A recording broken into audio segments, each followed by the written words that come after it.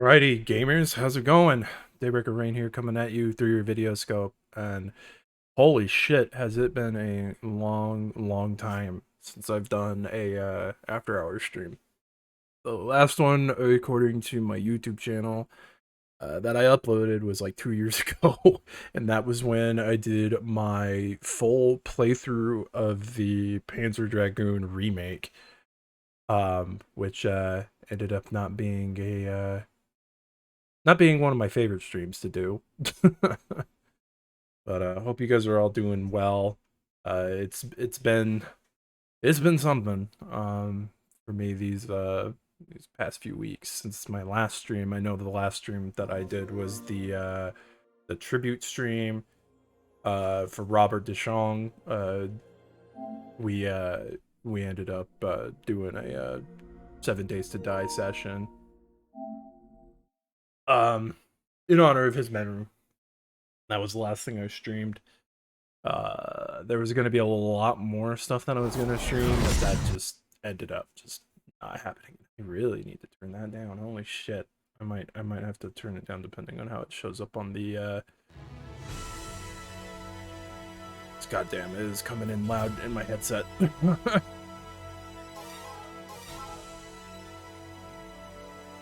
But yeah, I have had an EDF hankering, and I have been wanting to get back into playing it because I've had EDF 5 for about like a month or two now, like on my shelf. I've wanted to play it, and I know EDF 6 is already around the corner. So, but I didn't really want to play this by myself because I don't know. It's something that I thought would be more enjoyable if I actually streamed it. So yeah, that's why I'm here. We are trying to get my data back to where it was, which was at the last mission, which is about 40 more missions or so. I think it's like 45 more missions after where I'm at. So yeah, it's just been that. So we're just gonna play. We're gonna just play for a few hours, just hang out, and I'm going to desperately try to not vent a bunch of grievances I have with some current ongoings. All you need to know is people on Twitter are dumb. That's not new news to like literally anybody, I think. So, but yeah, wanted to get on here and do something because my sleep schedule is absolutely abysmal at the moment, and I haven't been streaming, and I had a bunch of streams planned for December that just didn't happen. The main issue was that I got sick, and I had gone to go see some family. One of my uncles came back from overseas. He had been deployed. He's been in the military for several years, and he came back through. And me and my mother actually went to go see him and some of the other family. And I did not know this, but my grandmother was actually sick when we went and visited her. So it's highly possible that I got something from her, but I actually ended up having to go to the clinic, the walk-in clinic, because it got so bad. Like I couldn't swallow without it just like hurting like hell. It turns out I had some form of strep, is what the doctor alleged. In any case, I don't know if that's true. They gave me some antibiotics, and those helped with that, but I've still had a cough. I've still had congestion. I don't know if that's just due to the weather here, because the weather's been really yucky these past couple weeks, so could be that. I'm not really 100% sure, but anyways, here I am finally after a really long and unnecessary hiatus. Not like anybody was really expecting me to show up anyway. I say that, you know, but anyway. Yeah, so I've gotten to the part where these fucking assholes show up. The world eaters or whatever, I think that's what they call them. Oh, yeah.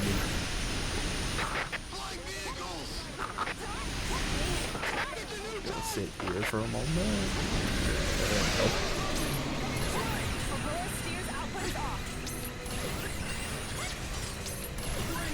It's crazy.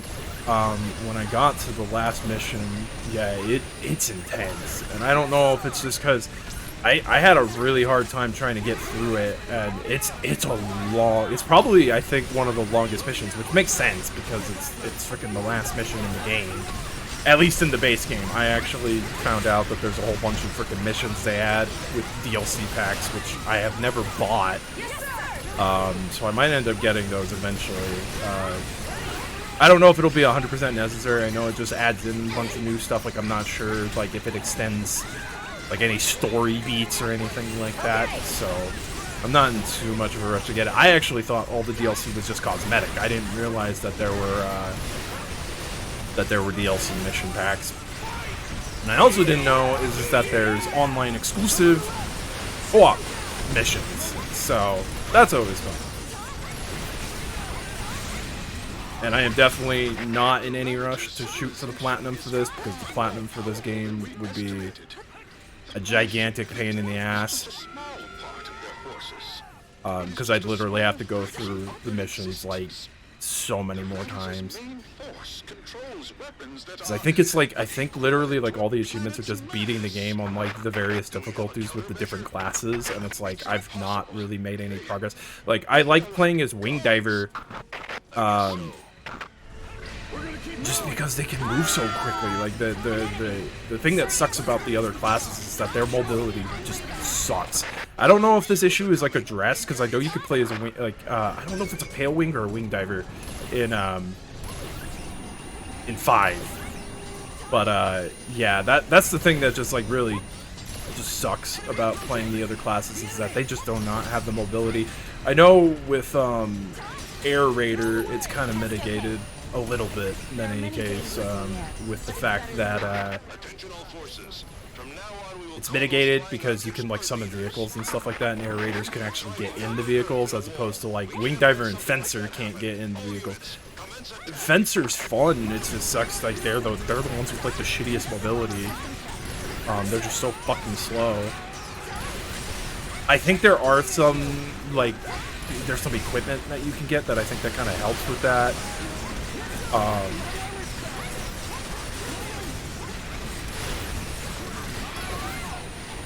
But that I'm not sure. I've never really played too far as a Fencer. Like, the farthest I've got, like, I got to the end of the game as Wing Diver, so I'm more familiar with, like, what their arsenal is like.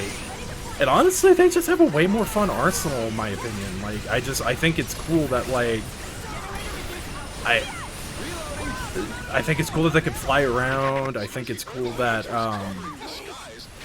they just have, like, all these, like, really cool, like, laser weapons and stuff. Like, I have the freaking, I do see custom right now as my other weapon, which is just freaking spray lightning, and that's, like, the coolest fucking shit, in my opinion. Like, I just think that's so fucking cool. Oh, I think we're in the, oh my god, someone's, like, acid in my face. I think there's, like, one of these sensors down here. Crap, am I supposed to destroy the spawners where those freaking things are coming from, or? I can never tell.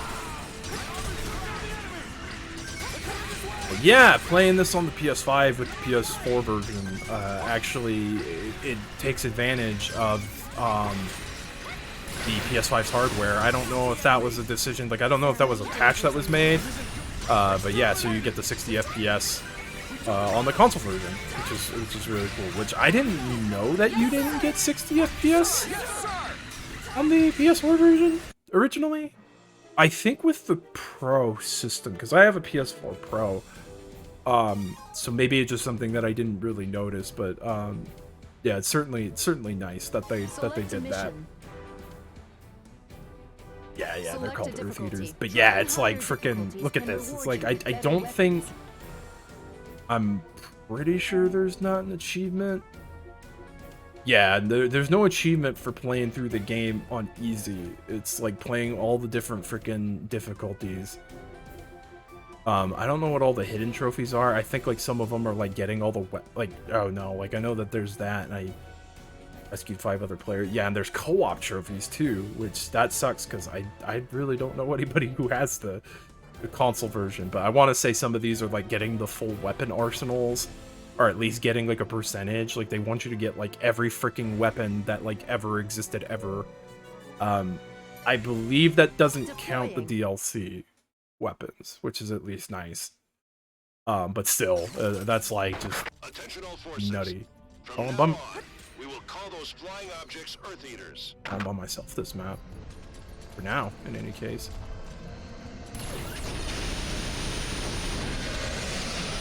Oh! We can't just leave the Earth Eaters alone. Destroy the Earth Eaters and take back the skies.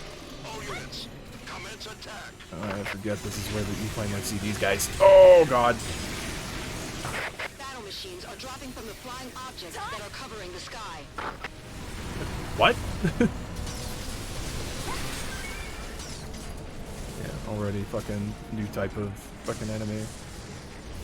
They're on top of the buildings! They walk wherever they want! They wouldn't even flinch at bad roads!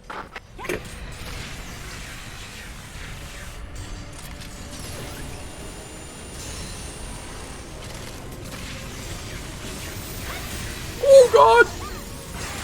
Yeah, that was like right in my freaking face when that happened. Oh jeez.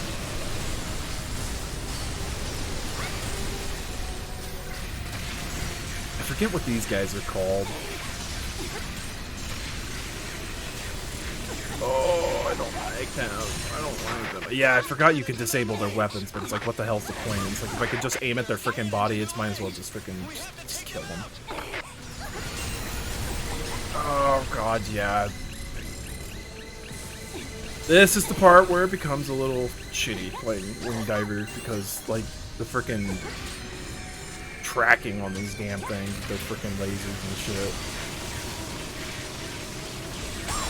Ow. That dude just like, he straight up just bonked me. Holy shit. Freaking asshole. Ooh, I need that. Where's that? I need that. Thank you, thank you, thank you. Thank you. Diver's a lot of fun, but they don't get a lot of health, unfortunately, which sucks.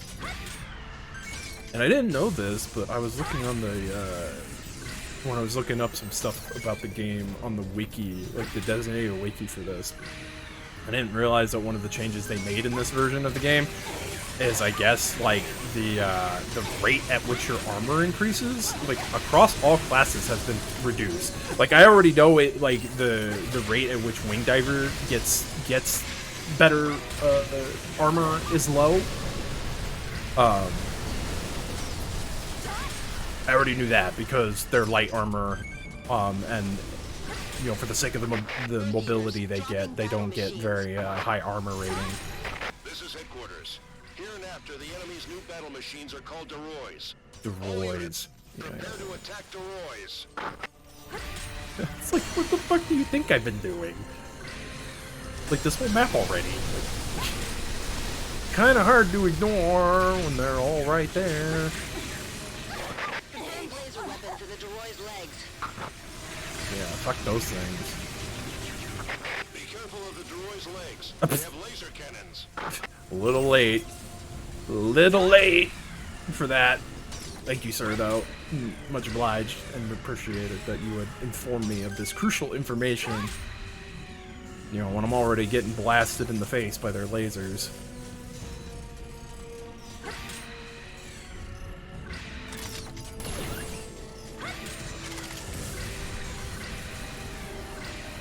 Crazy though that I've already gotten the monster sniper rifle, which is like one of the higher level sniper rifles.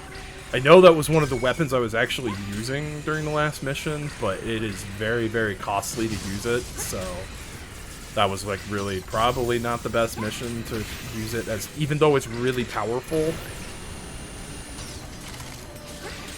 Oh, it's no wonder. No wonder. I was like, why am I like, I feel like I'm like hitting a wall. That's why. Because there is a wall. Oh, God. Yeah, that's fucking cool. Thank you so much, game. That's really neat that you spawned them outside of where I could physically reach them. They have absolutely no issue freaking. Earth Eaters are appearing all over the world. The sky is completely covered in some areas. The regions in which the skies are completely enveloped are dark, and the climate is changing drastically. Oh, shit. It's Fuck. not a matter of climate anymore, though. Yeah, I'm All so the dead. regions in which the Earth Eaters So have dead. appeared I am so dead because they're just are being fucking. destroyed. They're just launching their fucking legs at me. They have tremendous power. Oh, shit. They are trapping the Earth in a cage. The ships are covering the skies and raining death on all below them. It's not going to be easy. Yeah, to I'm resources dead. we have left. Jesus. Okay, yeah, I'm probably gonna want to. I'm gonna turn this down just slightly. I've noticed it's kind of loud. Turn that down just slightly. Oh god, I always forget the D-pad's like linked to the freaking chatting shit you can do. Let's change my weapon. I don't think that that's a good. Divers can equip two I weapons. actually have to.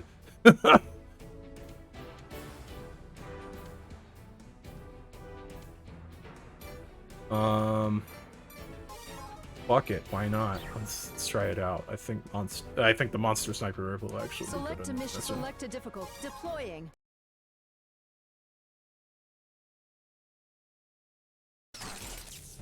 Attention all forces. From now on, we will call those flying objects Earth Eaters.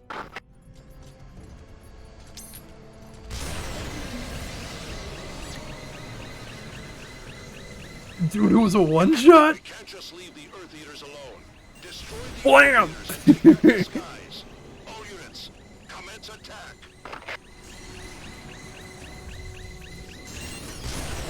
Battle machines are dropping from the flying objects that are covering Ow. the sky. Well, that's okay, because it's probably good if I stay back. What it seems like. Oh, God.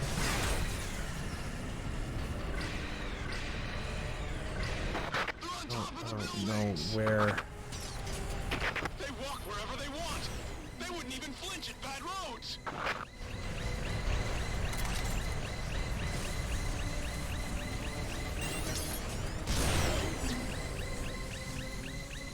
Yeah, I need to keep these fucking things away from me. That's... Oh, Jesus. This might not actually work out the way that I wanted it to.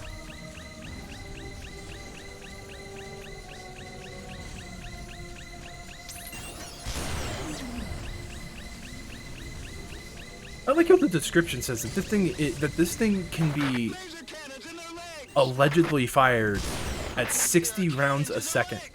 We have to take But you can only shoot it once. Because it just fucking wrecks your damn...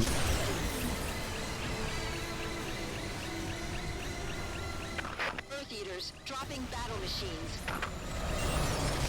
This is headquarters. Hereinafter, the enemy's new battle machines are called Deroys. All units, prepare to attack Deroys. Shit, did I even hit that? Oh yeah, I did. I could see it smoking. Yes, I did. Blam! Confirmed laser weapons in the Deroy's legs. There's just one left. Did I actually be good? Careful of the Deroy's legs. They have laser cannons. Oh, I am very much aware that they have laser cannons now. Because, I died. So this is round 2 electric boogaloo.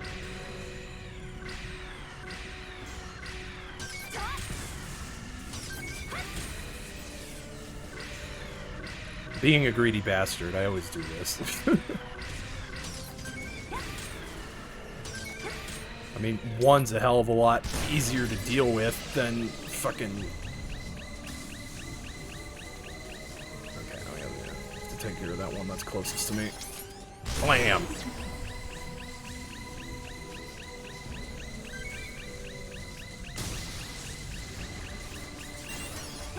Nice try, fucker. Tried to get me. Blam! Did that one hit? Yes, it did. Blam. God, I love this sniper rifle. Oh my god. You can see why you can see why I wanted to use it during the final mission. It's just fucking does so much goddamn damage. Completely enveloped are dark, and the climate is changing drastically. It's not a matter of climate anymore, though. All the regions in which the Earth Eaters have appeared are under overwhelming bombardment and are being destroyed. Earth Eaters are battleships that have tremendous power. They are trapping the Earth in a cage. These ships are covering the skies and raining death on all below them. It's not going to be easy with the resources we have left. Yeah, you think? You think, sir? Even though we spent all that time preparing, it looks like the world is going to end.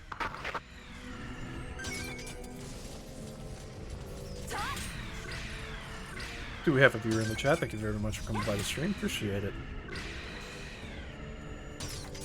We are playing some EDF 4.1, Shadow of the Despair. I am trying more or less to get back my data to where it was. I've never beaten the game, actually. I was close. I was at the last mission with my last save data, which unfortunately shit the bed. I don't remember exactly what happened. It was probably when, like, I can't remember if it was through my first PlayStation or one of my others. I really don't remember, to be perfectly honest. I had a lot of issues with the very first PS4 I got because me and big brained and decided I bought this third-party accessory through the company Nyko, who I know make a lot of controllers. I've never really had any issues with their controllers, but they did like a hard drive expansion attachment for the original model PS4, and I had nothing but issues with it. Like, even though I expanded the drive to a SATA drive, yeah, it just gave me nothing but issues, and I lost my Dark Souls data a couple times that way too. So yeah, it was just an overall bad experience. I'm pretty sure that's probably what happened to my original data. If I would fathom a guess, is that it freaking ended up being wiped with one of those issues that I had with my original model. Select a mission. Select deploying. Okay, let's see. Hopefully there's not... Well, I'm sure freaking the Roy enemies will show back up. This is a new Ravager model.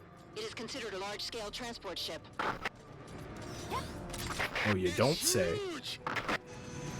You don't say.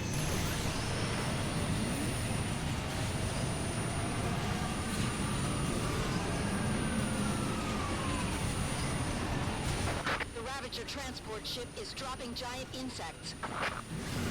Damn, that wasn't enough to freaking blow that one up. Holy shit. Destroy the transport ship.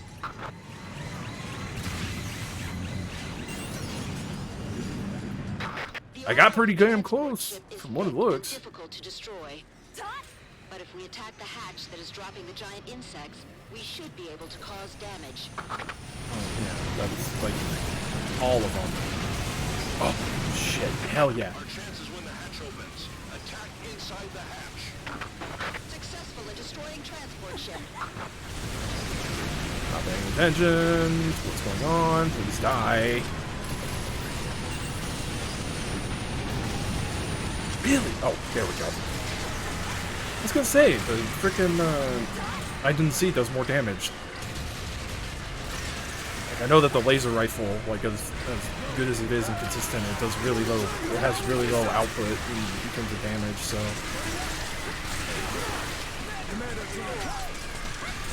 Yeah, I think, like, all the, like, what, there were, like, 5 guys over here. Like, I see one of them dead on the ground.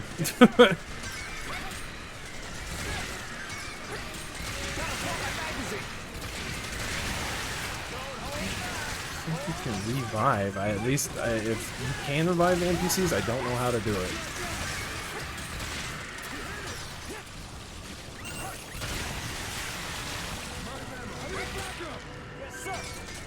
Oh, ships! I destroyed 2 of them. Oh, did they all just like take off?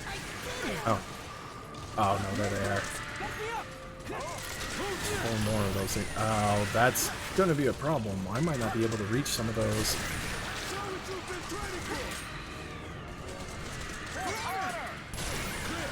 Clear. EDF is proud to never show. Let's finish the job. Yes. Oh, What is that?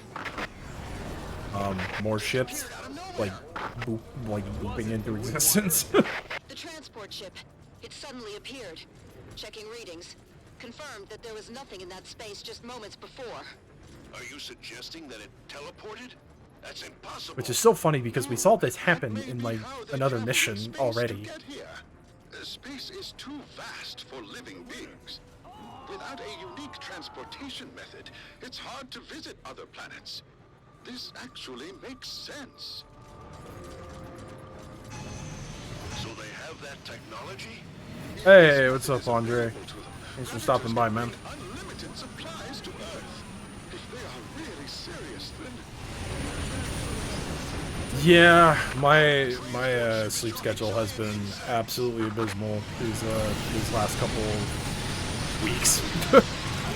I was explaining earlier, a lot of it is because I've been sick, so I just spent so many days like trying to sleep off my illness and shit. So yeah, I haven't really been able to get my sleep schedule. I haven't been able to get it back to where I want it to be, but I figured, you know, I'm gonna wait during this time, and I kind of hate that I've been wanting to, like, I've had the itch to stream stuff. I'm just like, you know what, fuck it, I'm just gonna freaking do a late night stream, that's fine. And it makes it a little bit more enjoyable, kind of, because, you know, there's the hope that, hey, I can entertain somebody while I freaking do this nonsense trying to get my data back to where it was.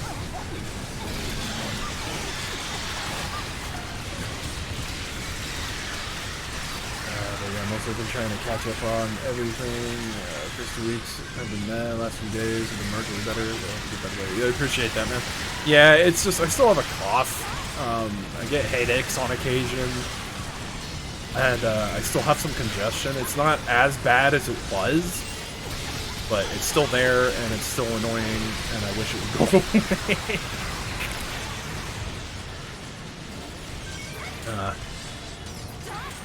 But I don't think the weather here has really been all that helpful in that regard, because it has been just really like on and off with the weather here. Like, it's been cold and just. Right now it's overcast and it's rainy, so yeah, it's just no snow, but I think we did have some rain today. Yeah, it's been freaking, oh my god, I don't know what I can do about that. Let me shoot you, please. Let go.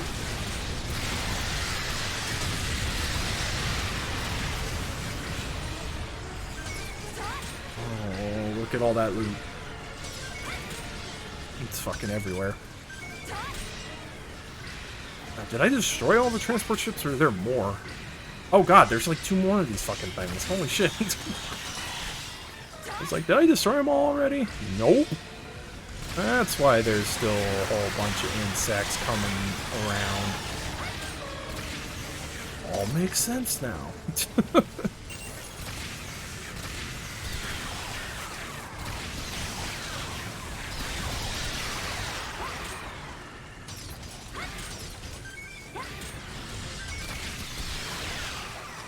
I was also saying earlier, I ended up actually getting a copy of EDF 5 for PS4. So that's kind of like where the itch has been. Like, I know EDF 6 is like right around the corner. And so I'm kind of just like, I really want it.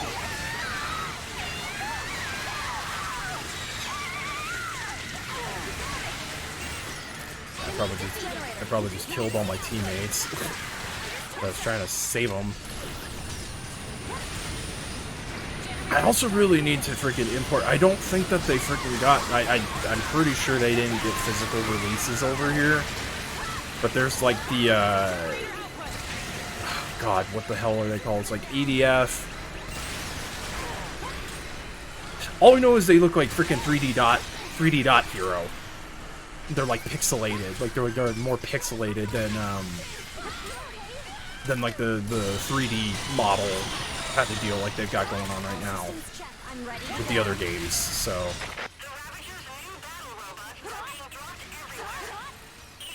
I've been trying to find me another copy too of the Western developed EDF Insect Armageddon. I don't dislike that one. I thought that one was really fun. It's different. But it still sort of has, like, the EDF feel. I mean, it's not too far removed, in my opinion, from how, like, EDF is supposed to feel, but, I mean, other people could feel differently. I know that, like, they took some, they had to take some different liberties and stuff to,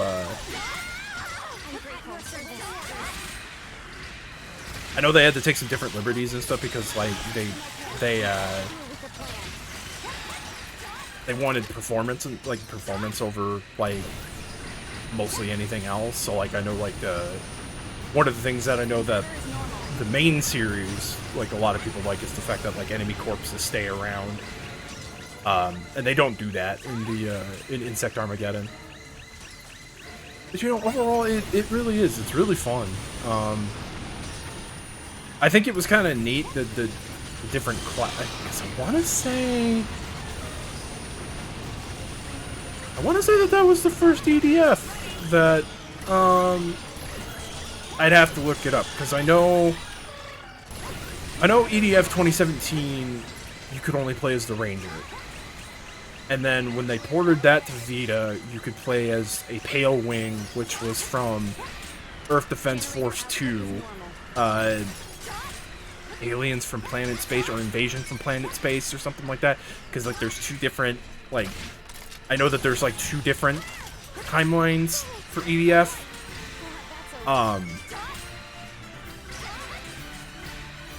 Oh god, all that loot. Damn it. Last game I finished was MGS2, I think. Very nice. Yeah, I saw that you had been playing through the collection. Yeah, really cool. I need to pick it up. I haven't had the funds to really buy any new games, to be perfectly honest. So, God, I don't even remember what I think the last game I picked up was a physical copy of Sword of the Vagrant for PS4. I bought it from PlayAsia. I had that come in because my sister sent me gift cards for Amazon for my birthday and for Christmas, so I ended up spending those on getting a copy of Sword of the Vagrant, and then I also picked up the two Atari Lynx collections for the Evercade system. This might be the year I slow down on games a bit. I'm feeling that, dude. Like, I really am. I'm getting kind of to the point, well, for one, my shelves are just fucking filled to the brim. Like, but at the same time, it's just like, I'm just not excited for a lot of the games that are coming out like I originally was. Like, I actually had, me and my friend Xanthan had this whole thing planned because he doesn't have a PS5, and Final Fantasy VII Rebirth, you know, is going to be PS5 exclusive there for probably a limited time. So we had this whole thing planned. He was going to come up, but yeah, I don't know. I'm just like, there's this like fucking, I just have burnout on Final Fantasy. Like, I'm so disheartened by it. Like, not that I'm like upset with the series or anything like that, but it's like I'm so far behind in Final Fantasy 14. My younger brother decided, you know, like one of the things like with MMOs that we were kind of like, it was kind of like a thing, but you know, we kind of were like, hey, well, that was cool. Something that those I apologize if that came through the mic. One of my posters just fell. And that was my display poster, too. That's just not supposed to do that. What the fuck? Damn, that kind of sucks. Speaking of, it's the only display poster I have, or metal poster. My older brother got it for me as a Christmas gift. Really cool. I dig it. I've been wanting to buy more. Side tangent aside, but yeah, I've just been really just like not interested in Final Fantasy, like, because I completely missed out on playing 16. I just haven't had the money to go buy it. My brother's kind of gone off and done his own thing in Final Fantasy 14. He's literally almost maxed out every single class that's available in the game now. And so now I'm just like, well, what the fuck is the point of me even playing? Like, especially too because, like, not that I don't think it's a bad system, like, I get why they did it, but they did a thing, oh my god, yeah, I'm gonna have to switch weapons, because holy shit, oh my god, I fucking hate these fucking things. I remember that these things are fucking awful to fight, because they do the machine gun bullshit.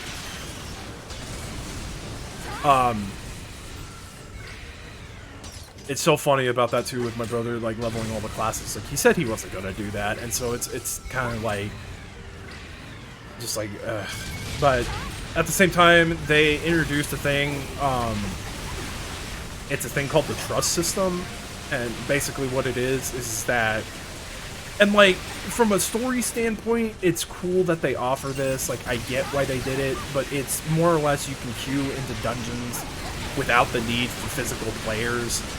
So basically what it is that, like, you can pick AI party members that are, like, lore accurate to, like, what's happening in the story, which is neat. It's a neat system. Like, I don't think that it's a bad system by any means, but it kind of takes away the element of, like, what made Final Fantasy 14 Final Fantasy 14, so I'm at, like, a place. I'm gonna pause it real quick so I can read it. I dropped Metro out of boredom. Hell, I don't even care that much for platinuming games as much as I can relate. Rein, I dropped Destiny for a while because of that reason. As far as FF, I only want to finish 10, play 12 for the first time, and go to the 16 DLC. FF9 might as well be a 2025 game along with Rebirth. FF14 is a life-saving dude. One of my buddies wants to play Endwalker but can't due to his trucking job. Well, and like, I'm not necessarily, like, upset by that fact. Like, I kind of knew that going into playing, like, an MMO, that was going to be the case. I've put, like, almost 2,000 hours into Final Fantasy 14, but, the issue is just, like, you know, life got in the way, and, most of my guild is pretty much inactive. And that's kind of the whole reason, like, and it sucks, like, I fall for this this is no slight to any of them, like, I love all of them, you know, a bunch of them are my IRL friends, you know, actual relatives and stuff, but, like, I fall for this shit every time. They get super hyped for something, and then they just fucking, like, stop playing. Like, it's, like, good for, like, a month. We'll play, like, together for, like, a month, you know, at best. And then they'll just, like, freaking take off, and then it's, like, and then now it's a matter of just, like, they're never online, you know, to freaking play the game. And that was the whole reason I started Final Fantasy 14, is because we were all collectively playing it together. My cousin had started it, but he wasn't super far, so it wasn't, like, this huge gap, but then, like, my older bro couldn't play as consecutively, you know, he's a freaking dad, you know, he's got his kids to deal with, you know, he can't freaking spend, you know, 1,000,000 hours in front of the freaking computer,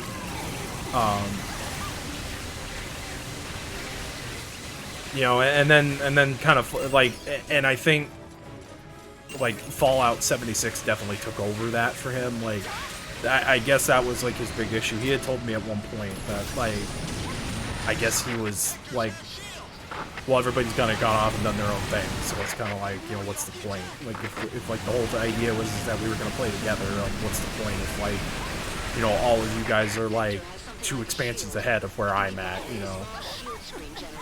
Which I get, you know, yeah, it's just, it's just kind of been a thing, and so I'm just like, kind of like, I'm just really just not feeling Final Fantasy anymore, which really sucks because like I really was looking forward to Rebirth. But at the same time, and I was gonna try to refrain my damnedest from freaking talking about this, but I think it's kind of like there's so much negativity about Final Fantasy VII Remake. Like, I just saw it so fucking much from these people who are just so angry all the fucking time at Square for making it a part of the compendium as opposed to making it like an actual one-for-one remake, right? And so yeah, like I just like it gets discouraging because it's like I actually genuinely liked Final Fantasy VII Remake. What the hell? Yeah, I can't allow that. 7 community are toxic crybabies. That's why I legit said X is a better game than 7. I'm you know, apples and oranges. Like I don't try to like sit and pretend like one Final Fantasy is better than the other. Like I think out of all the ones I've played, because I haven't played every single one of them, but out of all the ones I've played, you know, each one has its own merits. Like I don't try to lump them all together to try to be like, oh, you know, there's this expectation. Like, I guess there is, like, because people played Final Fantasy VII, like, I get there's, like, sort of an expectation there because, like, Final Fantasy VII was revolutionary for what it, you know, and I'm not discounting that. I'm not discounting what Final Fantasy VII did, but, you know, it's just like, you know, yeah, I try not to, like, get on this fucking, you know, oh, you know, it's every Final Fantasy has to be like 7, you know, like going forward, like can't be any other way, can't do something different. And it's like, well, apparently public opinion disagrees because, you know, if that had been the case and every Final Fantasy after had been worse than 7, like I don't think Final Fantasy would be around anymore, you know, like, and Final Fantasy X is my favorite Final Fantasy, you know, like, I love Final Fantasy X, like, I get why people don't like it, I get that it does have its flaws, but I thought Final Fantasy X was fucking awesome the first time I got to witness somebody play through it, like, but I'm not saying that, like, the other Final Fantasies are bad when I say that, it's just, like, 10 is the one that stands out to me, you know, as being the one that I enjoy. I think the reason I resonate and more is because of the aesthetics and narrative. Yeah, exactly. You know, like, it does kind of suck that, you know, 10 falls into the same, 10 falls into the same issue that happened with the Final Fantasy anime, Final Fantasy Unlimited. I don't know if you've ever heard of that or watched that.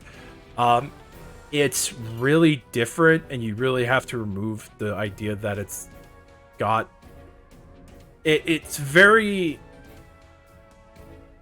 It's slow-paced, and it really doesn't pick up until, like, the latter half of the series. But it's really removed from Final Fantasy in terms of, like, what's similar to it. Like, really the only Final Fantasy elements is there's a Moogle character that shows up, I think, like, halfway through. And the main, like, hero, like, summons, like, that's his main, like, he's a summoner. And he summons, like, Ifrit and Shiva and all that good, all the memorable summons from the Final Fantasy series. But what happens is that it ends on, like, a cliffhanger, the anime. But there was another anime. There was, like, a second season that never came out over here. It was exclusive to Japan. Like, it never saw any sort of translation or anything like that over here for the West. And then on top of that, there's audio dramas that extend the story further. And so none of that shit, none of the extended material for that came over here. And Final Fantasy X is like that too, because there's actually an audio drama that takes place after Final Fantasy X2, but it undoes a lot of what the two games establish. And so I'm kind of glad in this instance with, like, Final Fantasy X, I'm glad that the audio drama never, like, saw the light of day over here. It might have, actually. I think it's, like, maybe it's in the international, like it was in the HD version, like maybe that there's, I can't remember. Yeah, the audio drama kind of just basically it undoes a lot of what made the games like so relevant, like with its storytelling. But yeah, like Final Fantasy Unlimited falls into the same bracket. There's just like all this extended material. Yes, exactly, 100%. But yeah, Final Fantasy Unlimited suffered the same fate to its detriment, which is a shame because I think a lot of people probably would like Final Fantasy Unlimited more if all that content had actually, or at least the second season had come over. Because it really does just end. It really does abruptly end. Like, it's so funny that I think about this because I have a box set for that anime. And I ended up binge watching it. Choose loadout. I binge watched it in one night, and it's 26 episodes. That's a lot. Like, I had started it earlier in the day, but yeah, it was one of those things where like I was super hooked and super invested, so I was like, fuck it, I'm gonna watch the whole damn thing.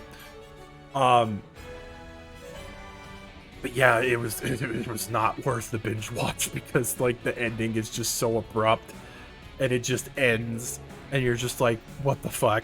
And then it's like, oh, well, it ends like that because there's more, and the more never saw the light of day over here in the West. You know? Select deploying. Enter the screen and destroy the shield bearers. The wing diver team is under your command. It's a dome of light. It's beautiful but terrifying.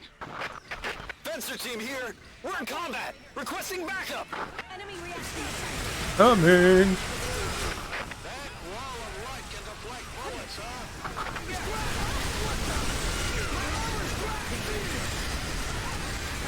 Be careful shooting the shield screen. It might ricochet back at you. You risk self-destruction.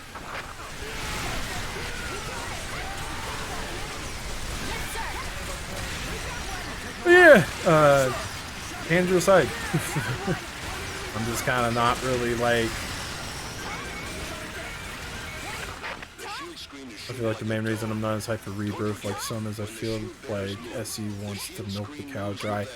Like, I completely understand that to a certain perspective.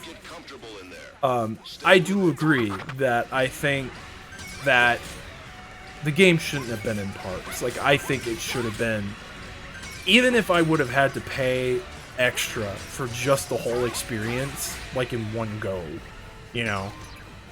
Excuse the remake, I'm gonna have to take a trip to the office for serious talk. No, I think the furthest we were ever gonna get there is just HD remasters that they put on all the consoles. I do need to get back to that eventually. I think I had started a Let's Play series of it. Yeah, I didn't get super far. I was super excited. I haven't touched that fucking channel of mine though in fucking God knows how long. I think like 2 or 3 years now. Maybe 4. Like, I tried to revive it. Like, I tried to like kind of hype myself back up and try to get it back going. You know, just to get content out there. But yeah, like, I don't know. So here I am at freaking almost 2 o'clock in the morning playing EDF.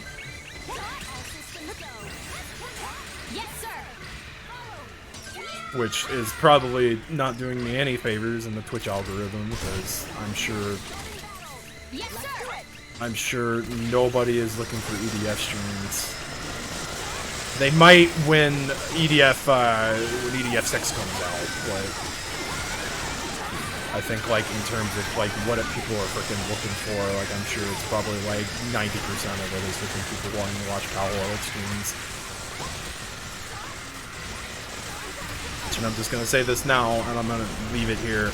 I'm not getting Valorant. I have absolutely 0 interest in it. People are having fun with it.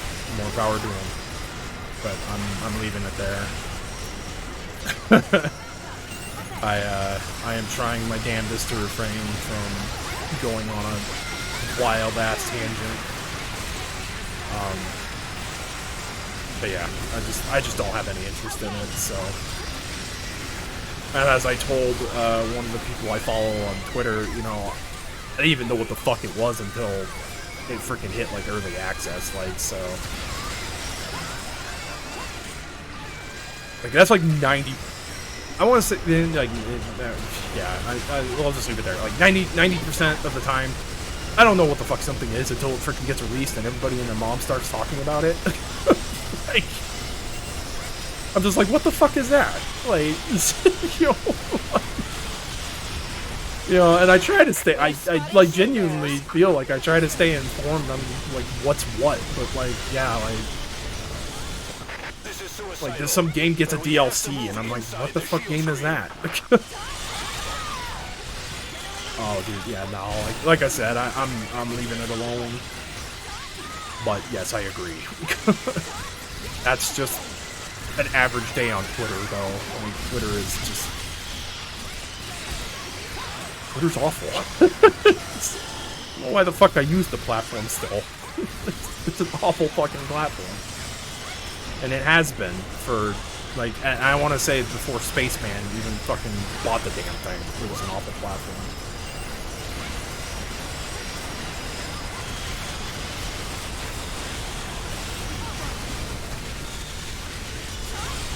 I've had to mute people from constantly. Dude, no, I'm right there with you. Like, I'm getting to the point where I'm actually turning off people's reposts because, like, I'm just sick of the shit they're reposting. You know, it's just gotten so freaking bad. And just, yeah, I really shouldn't have. Like, I thought freaking we were gonna be fighting the blue dudes on this map, but we are not, so it's kind of dumb of me to friggin' equip the monster sniper rifle. There's really not anything I can't kill. Go! I hear you! I'm coming! No! No, I got grabbed. Damn ants. Oi! Localization, digital only games. I don't keep up with that, dude, like, at all, so, like, I can't comment on my game, I just don't care.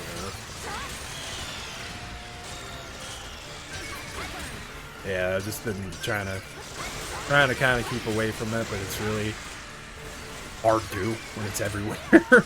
Like, and it's not even just on Twitter, it's like all the freaking, you know, Discords I'm a part of and shit, too. It's just like... all the same shit. See you when we're gonna review in the chat. Thank you very much for stopping by the stream. It's late where I'm at. It's going on almost 2 a.m. in the morning. I don't know where you are in the world, but yeah, it's pretty late for me. But my sleep schedule's shit, so that's why I'm sitting here streaming some EDF.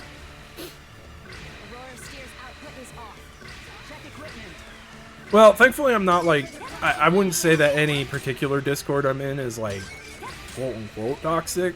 Like, it's not just full negativity, it's just when you try to avoid like a certain subject, but it's like everywhere you fucking look. Like, and that's kind of the reason why it's just been like, it's kind of like a nagging in the back of my head, because like there's just so much of it fucking everywhere.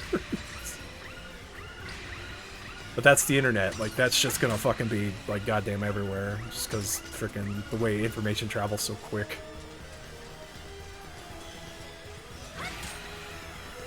Oh god, there's just, like, some dude out here.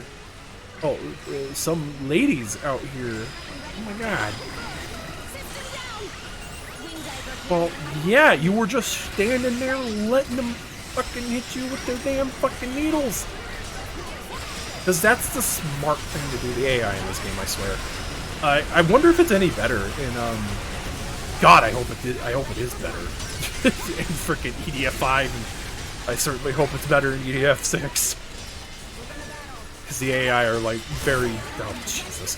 I aim so bad. The AI is definitely, certainly brain dead. MGS2 was right on a lot of things.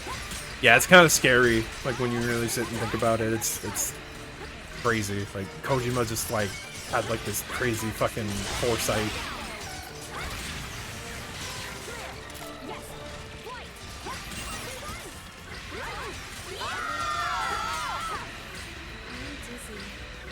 Okay, I think there's like one more of these fucking things. I'm gonna gather up this loot and upgrade my fucking armor rating.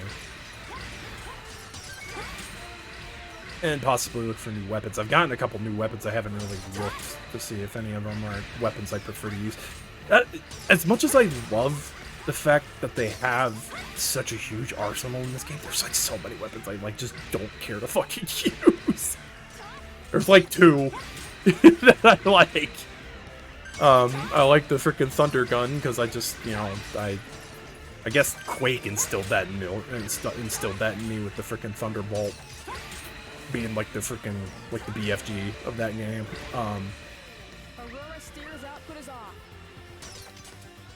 But yeah, no, I kind of typically use the thunder sniper rifles, but the problem with them is that they're slow in comparison.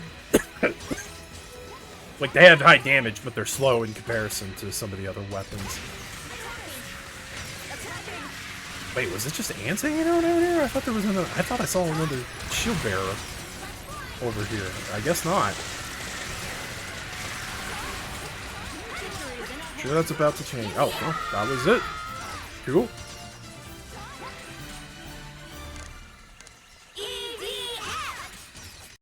About to see Yakuza 8 getting pretty stellar reviews. Too bad I need to be... Dude, I just need to frickin' play that damn series.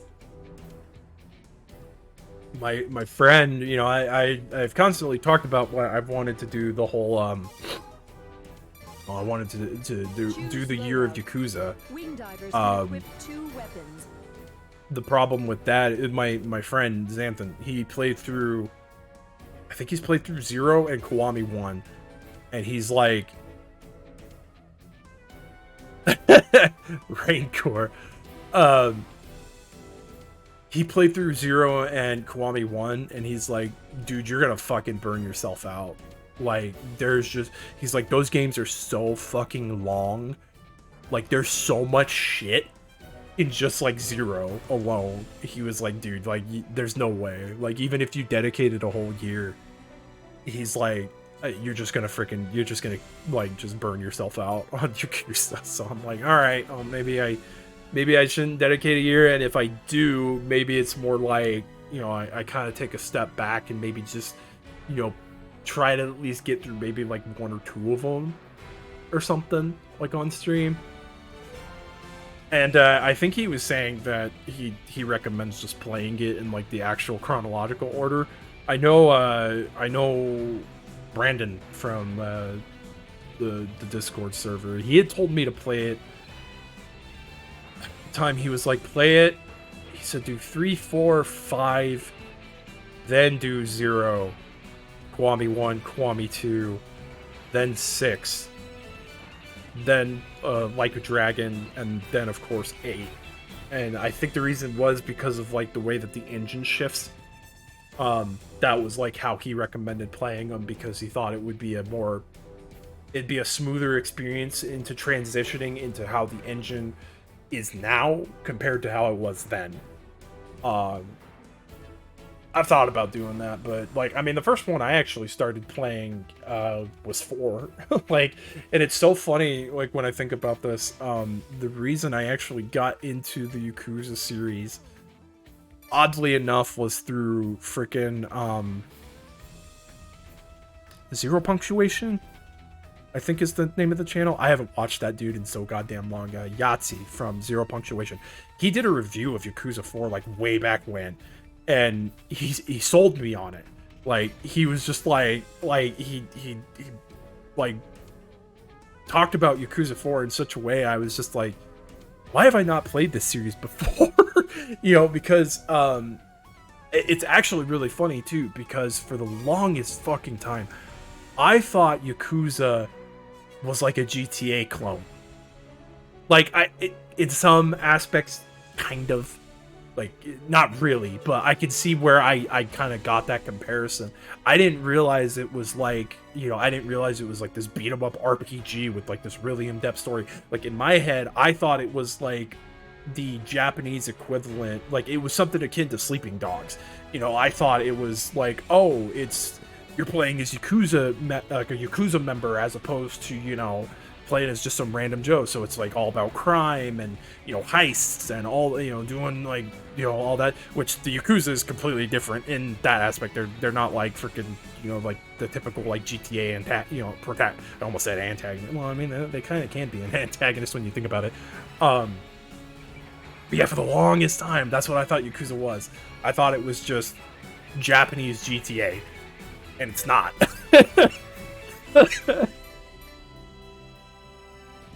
Yeah. Excuse me. That's for sure. But yeah, it was so funny that like for the longest time, because I just didn't like GTA for the longest time. Like it was really hard. Like I even say like I don't like GTA as much as I do Saints Row. Like that's from someone who hasn't even played the first 2 Saints Row. Like what got me into Saints Row was Saints Row the Third, when the series started to become more ridiculous in nature. And honestly, I think that was for the better. That's just my opinion. Like I think trying too hard to emulate what GTA is, like that's just dumb. Like in my opinion, that's dumb to do, because Rockstar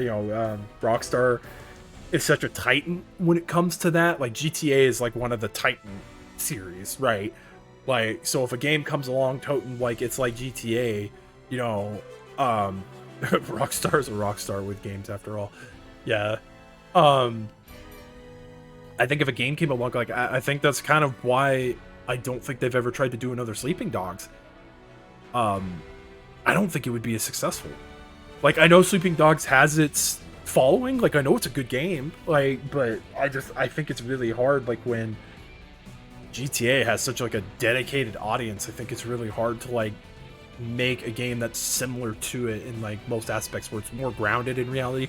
I know GTA is like, I know that's really dumb to say when a lot of stuff in GTA is not grounded in reality, especially in GTA 5 and its subsidiary GTA Online. You know, there's just a lot of like shit you can get. Like I think my brother in GTA Online had like freaking he had a like a hover bike, you know, kind of like almost akin to like something that you would see in freaking Saints Row, you know.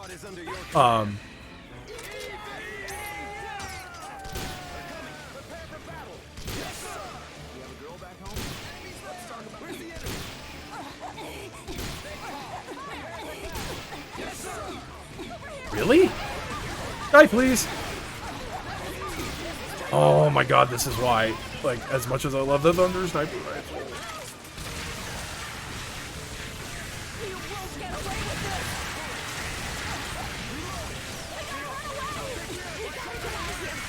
I don't know about you, man, but I don't really have arachnophobia anymore, but goddamn, like, I don't know about you, but if I saw a web that huge, I'd be going the other way. Unless, you know, I'm like decked out in armor and stuff like that, you know, that's going to guarantee that I don't end up like, you know, getting stuck in web or something. I'm strangely hyped for 6, mostly for how the internet is going to react. Try and not, like, hey, if people are excited for it, cool. But the thing about it is like, I feel it's gonna definitely be, with how long it's been since, you know, that's kind of the thing with like, I don't want to say GTA peaked in the PS2 era, but like, GTA had a lot of bangers in the PS2 era. Like, I mean, shit, freaking Vice City, fucking San Andreas, like they really hit the fucking nail on the head with the PS2 era of GTA. So, you know, I feel like people are gonna get their expectations too high, Like, I feel this might be a sort of similar, like, Duke Nukem Forever sort of situation, where, like, people are gonna have these, like, huge expectations that GTA 6 is gonna just, like, blow fucking GTA 5 and, like, everything preceding it, like, out of the fucking water, right? Which, like, I get having that expectation. Like, you want the next game to be better than the previous one.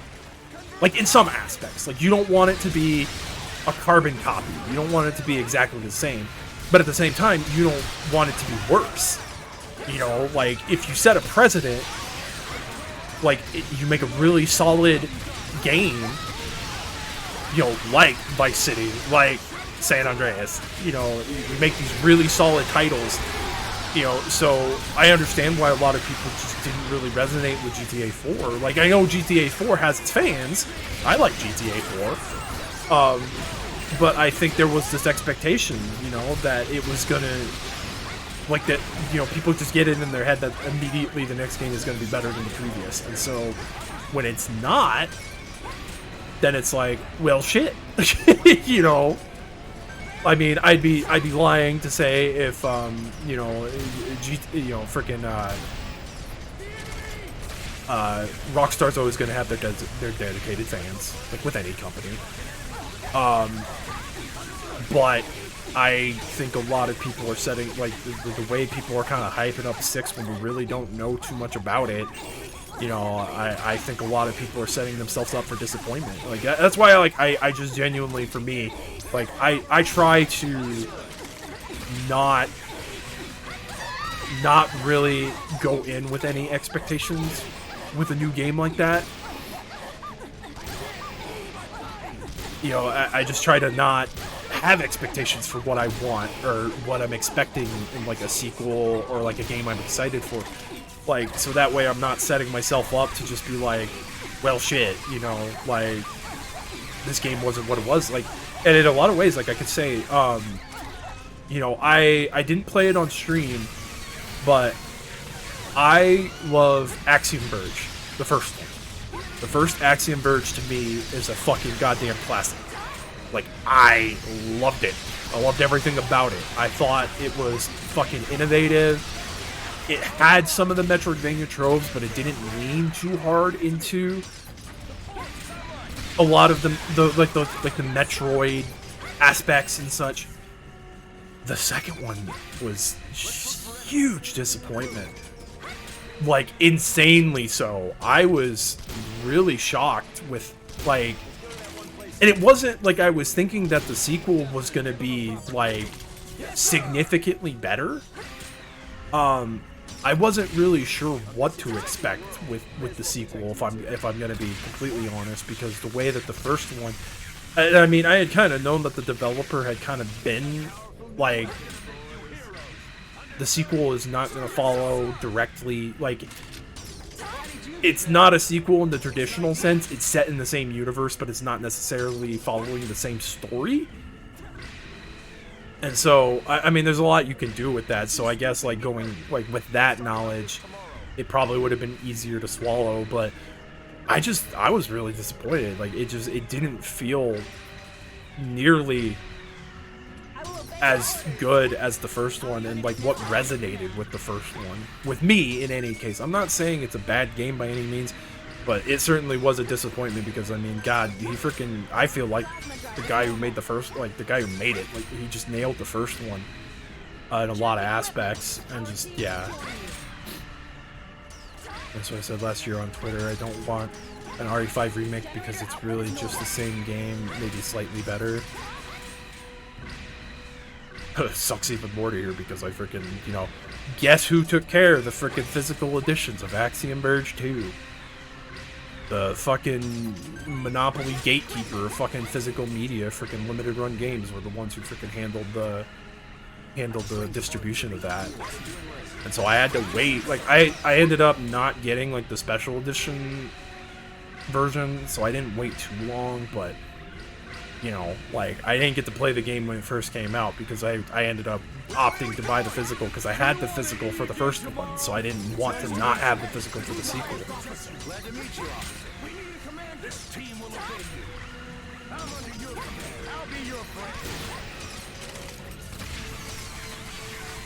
What's the situation?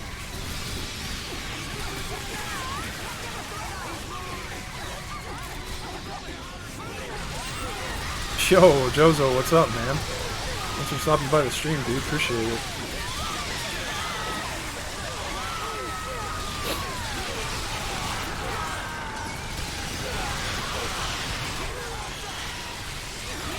DMC1 doesn't need a remake either, as hard to take as that is.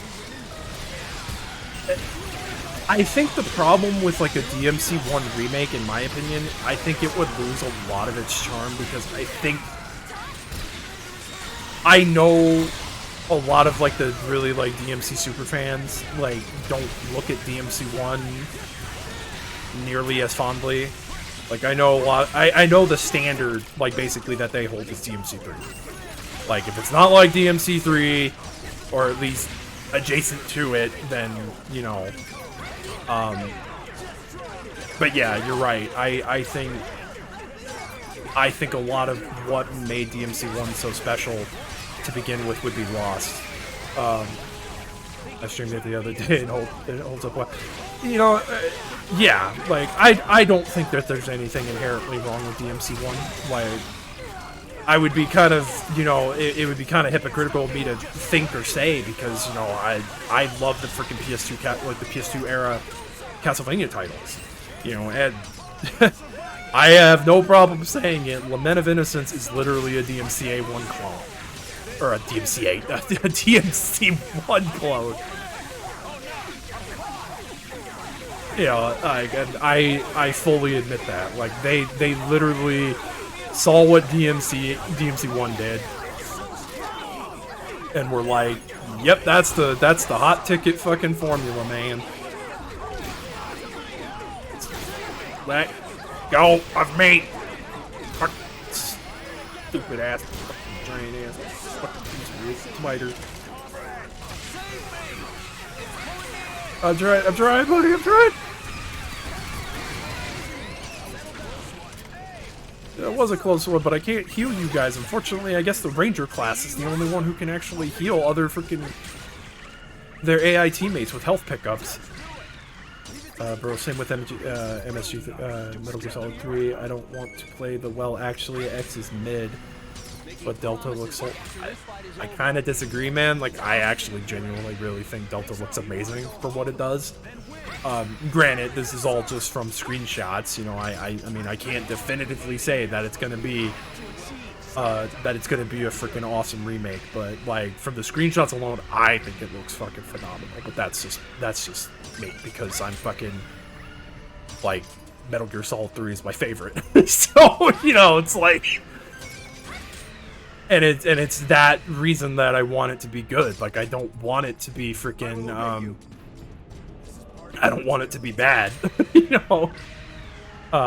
As a Silent Hill 2 remake, I'll play for laughs, so I don't know, Delta just isn't doing it for me, and that's totally fine, man. Like, for me personally, it looks like what I would expect. Like, I'm definitely not feeling fucking, Silent Hill 2 remake at all. Like, I don't know, man. Like, I think why I'm more okay with Metal Gear Solid 3... What the fuck am I missing that's still alive? Is there like a spider at like the far end of the map or something like that I missed? I see it on the map, but what the fuck? Oh god. Oh, he's like stuck! He's like walking in place! What you doing over there, buddy? I'll fucking zap the shit out of you. Holding up this damn mission? Piece of shit.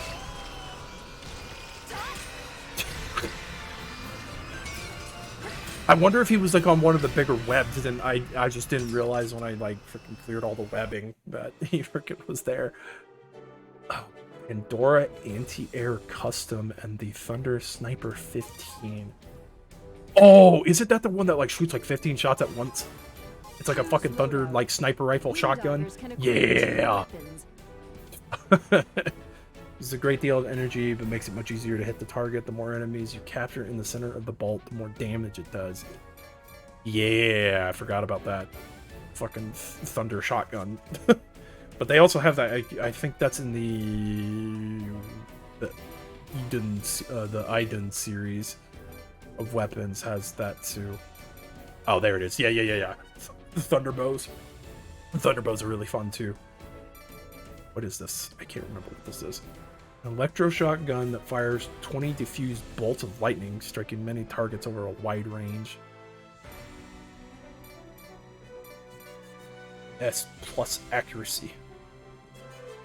I think that's like the Thunderbow. Yeah, it just shoots like a freaking shit ton of lightning.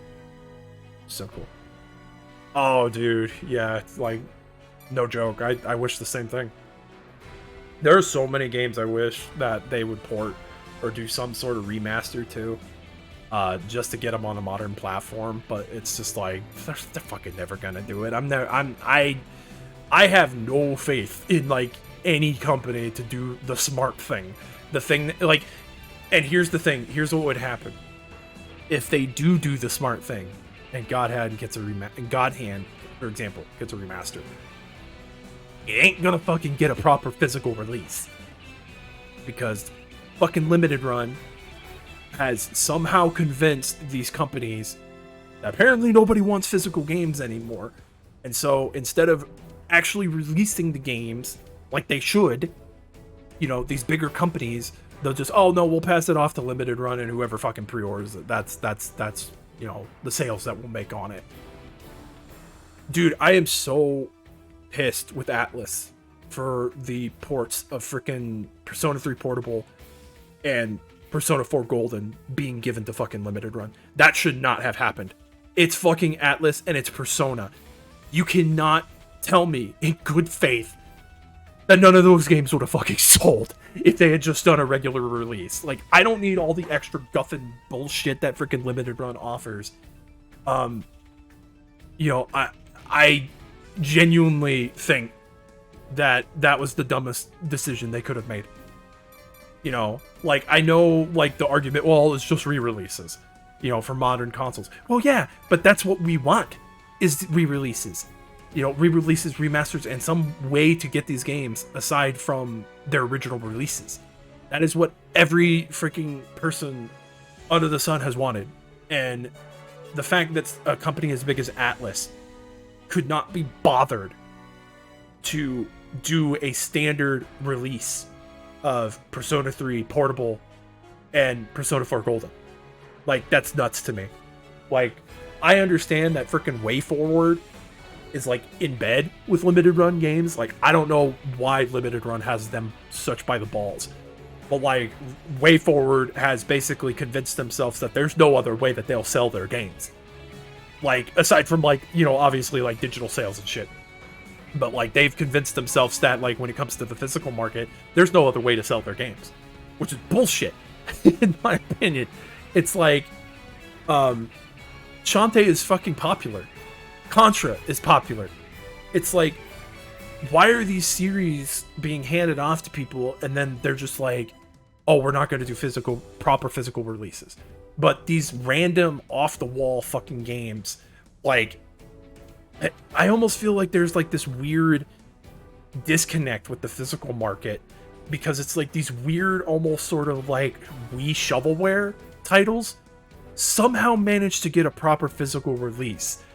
But then games that people actually want, like Contra, like Persona, it's like, oh, we're just going to pass them off to some company that only does so many copies of the game, making an artificial number of how many copies are actually out in the market. You know, it's just like really sad that Quake didn't have a proper physical release. Same with 2. Yeah, dude. And speaking of, I don't know what the fuck's going on with my copy of that. Because I ordered Quake 2 for Switch, so I had Quake 2 for Switch, because I had Quake 1. That's the physical version of it I opted to get. Because who doesn't fucking want Quake on a portable handheld system? Like, Fuck it, I put that shit on my fucking modded Vita. Like, you know, like there's a port of Windquake for freaking Vita that you can play. So it's like, you know, who doesn't want that? But yeah, with Quake 2, they allegedly sent out my copy in December, but I never saw any updates on it, like through the tracking. I emailed them and they were like, "Oh, it's lost in transit." And I'm like, "Really? That's a fucking first. I've never had that issue before with you. Every single fucking thing I've ever ordered from them, no matter how long it takes, has always ended up in my fucking mailbox in some shape or form.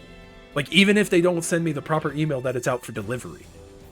So I was kind of shocked to hear that. I almost thought that I was sent a tracking number in error, because that's almost kind of what I'm thinking, because I don't think that the physical copies are ready yet. But they've sent me, they've apparently got me another order. They haven't sent it out yet, so I'm just kind of waiting to see. Like, I don't understand why this one would be the issue of all games. I've gotten all my special collector's edition 1 games that I've ordered. Like, everything else has come fine. It's just for some reason Quake 2 was the one that I guess for some reason God only fucking knows. I'm even more pissed at, oh, we had these printed copies of Shantae and the Pirate's Curse for 3DS, but withheld them for a set amount of time, so much so they withheld them that a former warehouse worker stole them. They were in the warehouse for that to happen. This wasn't like some random, like, oh, we got the shipment in, and then some random co-worker, you know, some random warehouse worker that we freaking hired, like, yesterday, like, took off with copies. No, like, they had to have these copies, because they had to go through the other publisher who published the fucking game originally when the physical for 3DS came out. So that means they were withholding stock. So that game has been artificially inflated while there has been more stock for that freaking game sitting in a goddamn warehouse. It's like, I fucking hate Limited Run. Like, I have turned so quickly on them because I used to think that they were really cool. Like, I thought it was a neat novelty that they were offering these games. But then the more and more I started looking at their practices, and you know what could really turn this whole thing around? Like, what would be the most definitive thing to turn my opinion around? Reprints. Just fucking reprint. Run a couple reprints. There is no fucking reason that the only Shantae game I'm missing for Switch is Shantae and the Pirate's Curse. That is currently right now, like, trending at, like, almost $300, $400 fucking dollars for just the goddamn cartridge. There is no reason I should have to pay that much secondhand for a fucking Switch game. None. It's like, I don't need all the freaking posters and the soundtrack and the acrylic stands and all the extra shit. Just reprint. Reprint the standard-ass, basic bitch-ass copy of the game, so there's more copies of the fucking game out there, so I have a chance to fucking pre-order it. Like, just, that's all they have to do. And I would be fine with their business. Like, the collector's editions and ultimate editions, I get that. I get having that as a limited batch, because that's how it's always been. It's been like that even with big publishing companies who publish those kind of things. That's fine. I don't have a problem with that for the people who have the money, who want to spend it, and, you know, whatever. But just reprint. Do another run or two of some of these more desirable games that people want, so people are not having to spend $400, $500 fucking dollars on a goddamn Switch game. Like, I will, like, and I kick myself because originally, before the pandemic, that game was trending like $80 for a complete in-box copy. And I didn't need all the freaking added collector's edition bullshit. I just wanted it so I had the complete set of the Shantae games on Switch. But now it's like, there's no way in hell. I'm not paying that. I fucking refuse to pay that kind of price for a freaking Switch game. And I encourage everybody else to do the same, because that's dumb. Like, All units engage in battle. Stop the quadruped fortress. oh, is this when we finally get to destroy this fucking thing? Can't see, can't see. The quadruped fortress. We'll throw in all of our forces. I can't see, its legs in the way.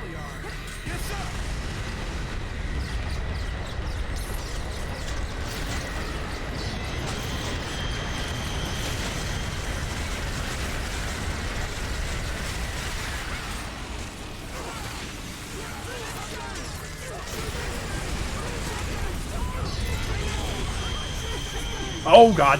Yeah. Let go of me. Let go of me. Spin. God, I love the fucking ragdoll physics of this game, I swear. I hope the ragdoll physics are in 5. Like, as long as 5 has been out, I haven't looked up like shit on 5. So if I do end up finally freaking beating this game and getting to freaking playing 5, like I'm excited to see what happens. All I know is they made the wing diver really thick because she's wearing like fucking booty shorts in freaking 5. And you can definitely see there's some thick going on in the hip area.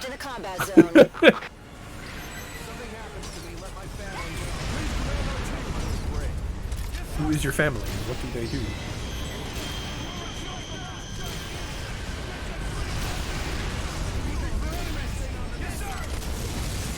Boom! Load up. I hope Like a Dragon Gated gets a US release, English release one day. I hope so too, man. Like, and it's kind of weird to think about that, like, Yakuza game would not get a US release because it's like Yakuza is incredibly popular. What the fuck is that noise I hear? Oh, one of them's probably got like a rocket launcher and it's freaking. Oh, that's what I'm hearing. It's one of the Rangers who's like hanging around. He's got a rocket launcher and it's like locking on the shit. That's funny. I didn't know if I knew that, but you could hear the freaking like NPCs, like their AI noises freaking doing that. Oh, hey, there's a tank. Oh, actually, it's the tank. It's the tank fucking doing it. Too bad I can't get in the tank because I'm a wing diver. I unfortunately cannot get in vehicles. The only two that can are Ranger and Air Raider. But I mean, Air Raider's pretty sick because they can summon the vehicles, so.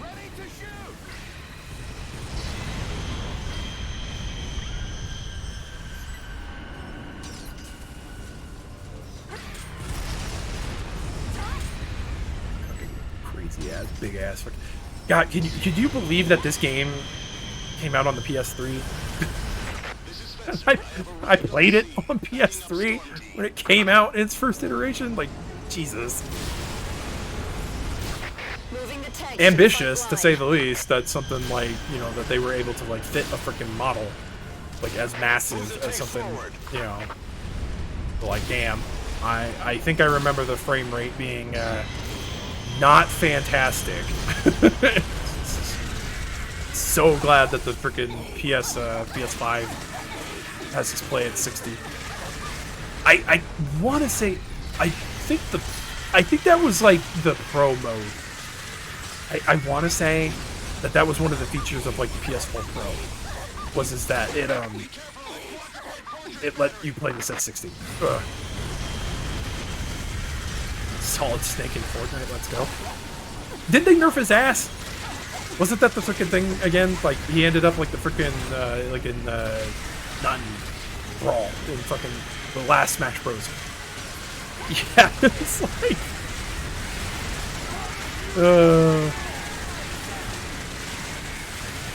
I just have to laugh that they didn't let Peter Griffin be a fat guy, that they had to freaking make him, like, buff. Like...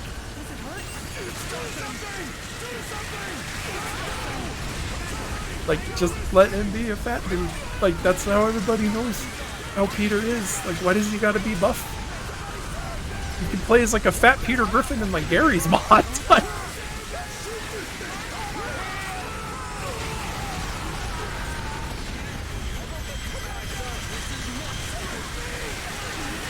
I want to say, like, it was, like, somebody, like, ripped the freaking models from, it was probably the PS3 360 game, the like Into the Multiverse, I want to say is what it was called. I never played that Family Guy game. I know I played the first one just because it was kind of like, or at least played a little bit of it because it's like a beat 'em up, kind of. Which is like, I think that's the kind of like gameplay that you would expect from a game like that.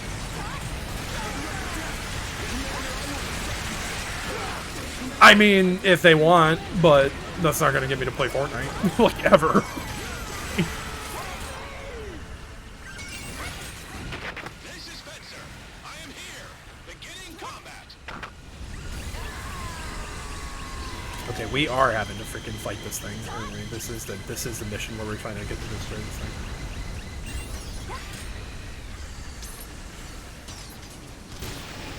Well, I don't think Simon's in the Simon's not in the Netflix series, either of them, as far as I know. So, unless there's like, unless in fucking the new one they freaking mention something, but I haven't watched it and I'm not going to. So, because I knew exactly what it was gonna be, and it was gonna be fucking shit, and everything I've heard about it is shit. So. Talk about the most dropping of a ball on fucking anything. God, it almost kind of makes me wish that we had the freaking that live action Castlevania movie had actually fucking seen the light of day, just so we had something to compare it to, so something I could be like, fucking, you know, like, hey, at least we got something that's relatively decent, but. Full main event. No, dude, no, not worth the breath. I knew it was gonna be bad. When the screenshots started coming out, I gave the first series a full watch. It left me angry by the end of it, and from what I've heard of the freaking the new season or series or whatever, it didn't rectify that at all. So.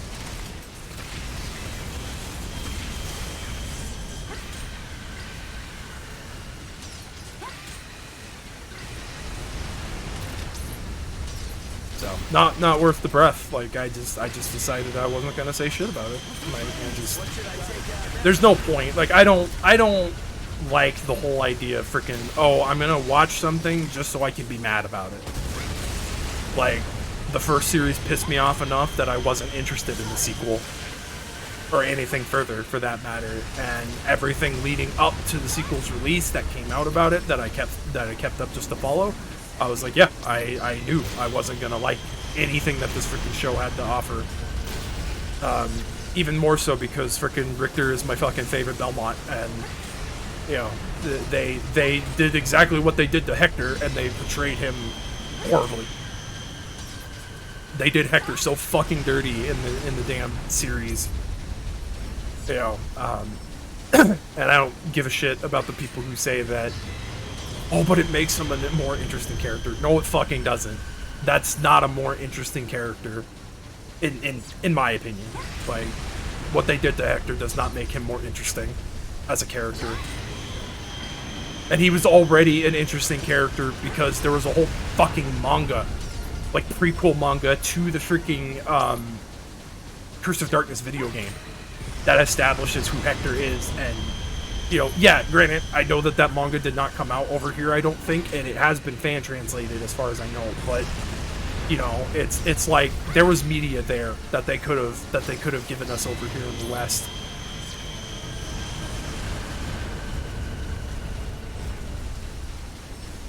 Oh, is this not the mission? No, he's like running away. Yeah, he's leaving. I'm fucking dumb. Yeah, he's just taking off. I guess you don't freaking...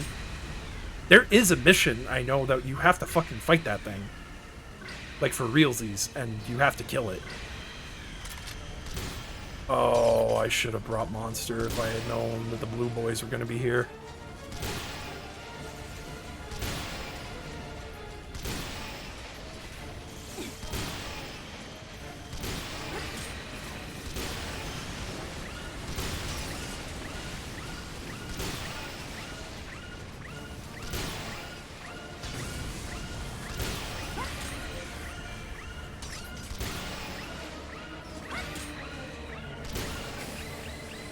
Fuck.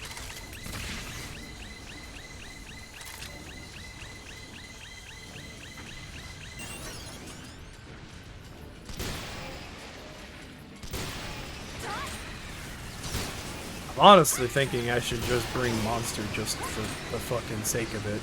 It's like... it would make short work of these freaking dudes. I'm sorry, what were you saying? I doubt I'm ever going to rewatch the show or even finish it. I genuinely dislike this entire notion of media now where it's grim dark to the point of being really depressing and the characters getting put down a lot. Oh god, no retreat.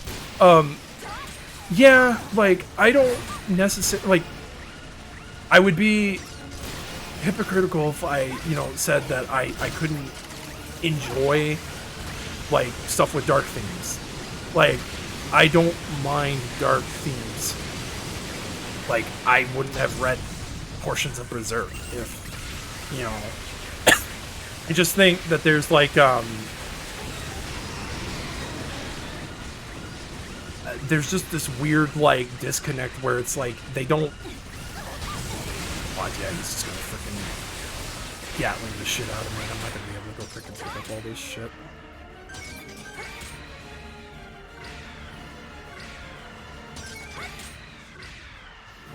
Like, I think everything is... I guess it just falls to, like, everything's fine in moderation. I think a story can be dark and done well and not have to rely on it as its only, like, feature, I guess.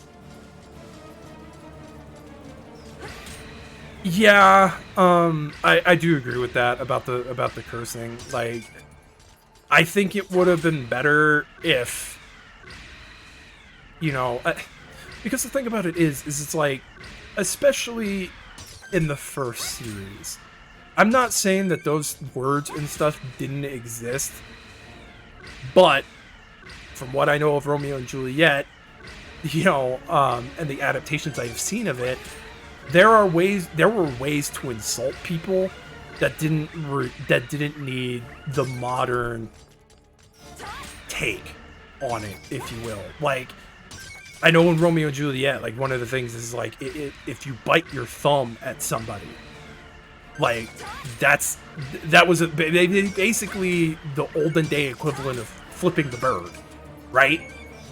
So it's like, I would have much rather seen more... I would have much rather seen more of that. Like, give me more grounded swearing. Like, I don't think I would have minded it if it was, like, once in a while, like, a character dropped an F-bomb or something like that. But it became so frequent, especially with Trevor, it's like, it's comical. Because it's so, like, not real. That's, yeah, see why I hate these freaking fuckers? How they can just fucking stun lock you into oblivion with their fucking Gatling guns like that? It's so much bullshit. Again, I think just from this point forward, because I think I expect these guys to show up. Like, yeah, I think I just need to freaking bring Monster from now on. Alucard giving Trevor... Oh! The fuck? Why did it block that word? Like, Twitch... like, the Twitch bot shit is so dumb. Sorry about that, man.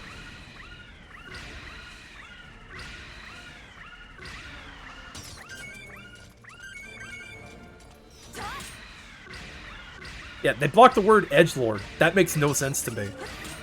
Like, really? It's like, Twitch. Like, that is, like, the lamest and most, like, non-insulting thing you could call somebody. I mean, that is basically the meme for Shadow the Hedgehog. Like, that's what people call him. Like, you know, you look up the definition of edgelord on, like, Urban Dictionary, it's just a picture of fucking Shadow the Hedgehog's face, you know? It's like... That's so fucking dumb. Oh my god.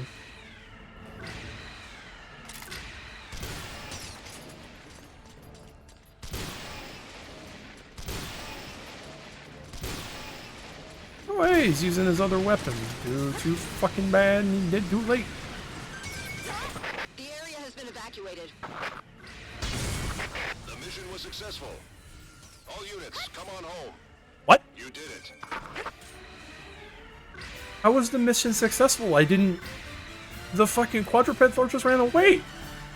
The fuck? Was I supposed to kill it? I just didn't. Oh shit. I think I was actually supposed to destroy it, and I dicked around too much. Select mission.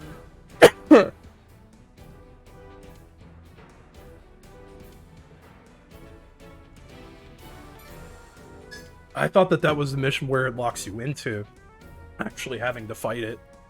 Like, and actually you have to kill it to progress the mission. They play they played too much DMC and tried to emulate. Yeah, no shit. Yeah, I wasn't too big on how they presented death. I say that like there wasn't a lot of stuff I wasn't too big on. It's like, choose loadout. Wing.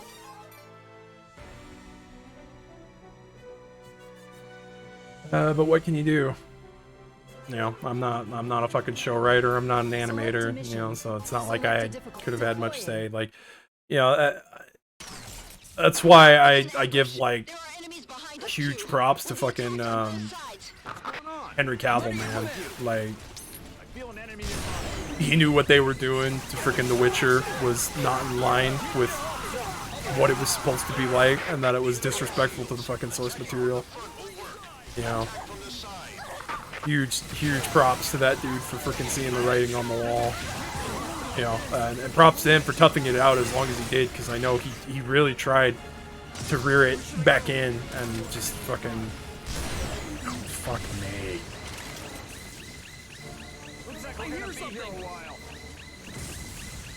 Oh, yeah, dude. Like, I could run a fucking marathon mile. I could run a fucking marathon mile with how angry that made me, because it's such a, like, and obviously again, you know, like they made the decision to do that, and then so now you fast forward to one of the most beloved storylines for Castlevania, which is the Symphony of the Night, like the Dracula X Symphony of the Night storylines, and your main antagonist isn't fucking there, and Richter doesn't know who he is.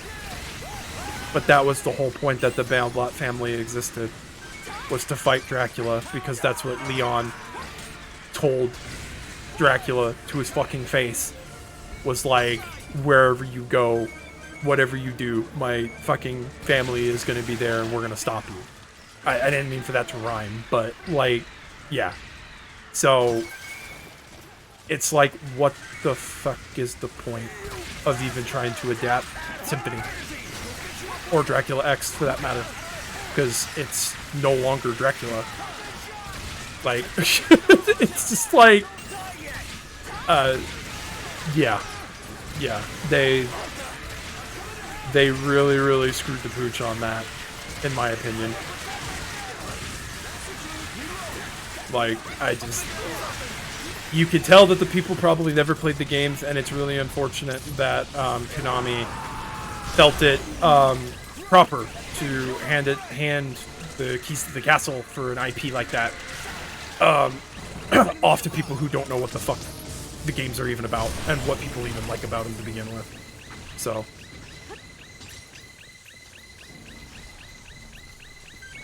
hey, don't die. We'll think about it tomorrow. The next battle's gonna be violent too. Make no mistake.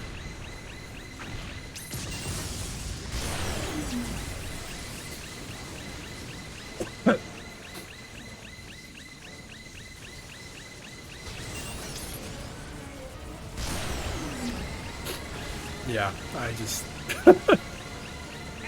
oh, man.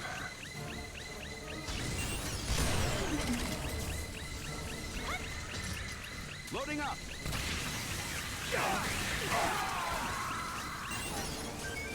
The only things had the different. That is entirely possible. I cannot answer that question because I actually do not know who the voice actors are for this game. It is entirely fucking possible. He did some of the voices.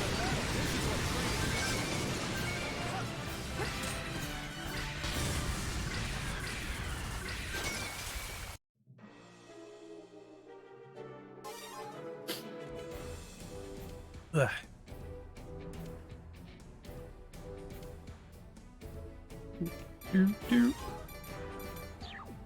Select a mission. Since their flying units appear, the giant insects have become more active, digging into the city. We have an emergency support from the city. They're confirmed the location of the tunnel entrance. Okay. Let's see. Choose loadout. Wing divers can equip. Yeah, don't. Excuse me. I don't think I'm. Fuck it. We'll just Select a mission. wee ball. We'll just Select fucking keep deploying. it. We'll keep it and see what happens. Giant insects are coming out of the underground tunnel! Right! That's impossible! Watch out on the left! Understood, sir! The giant insects made an underground tunnel exit. They'll continue to come through if we don't do something. So, destroy it. Oh, gee. Thank you, Commander. I would have thought the idea would be to just go look at it. I mean, we're the EDF after all. I think like killing insects and destroying like everything that even remotely resembles a giant insect, like freaking is kind of in the name.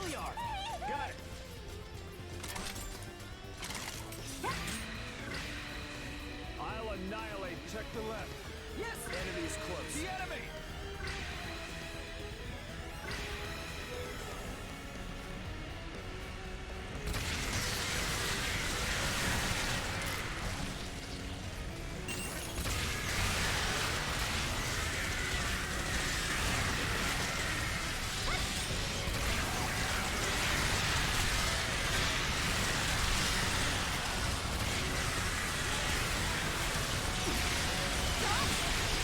As I zap myself, that's fun. That's always fun.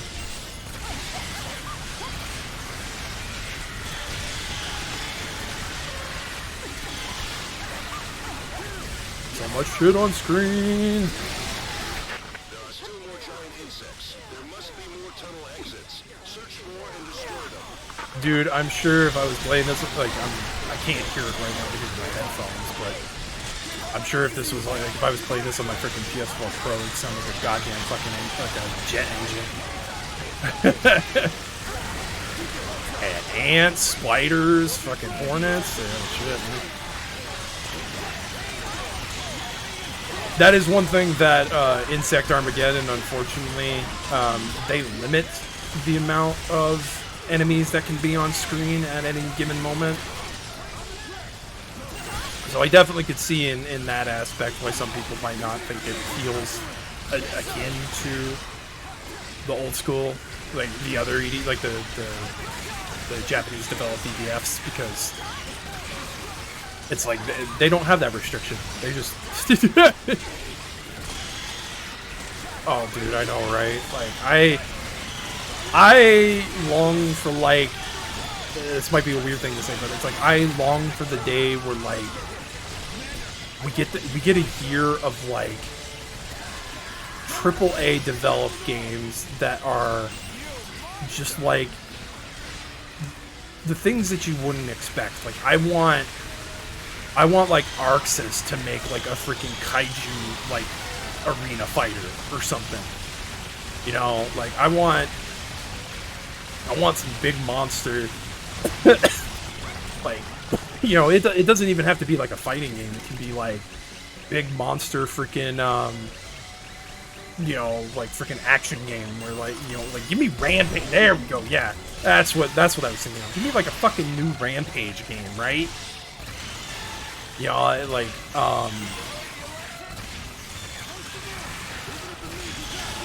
I would say something like akin to like freaking Onichambara, but like, yeah, that ain't fucking ever gonna happen over here.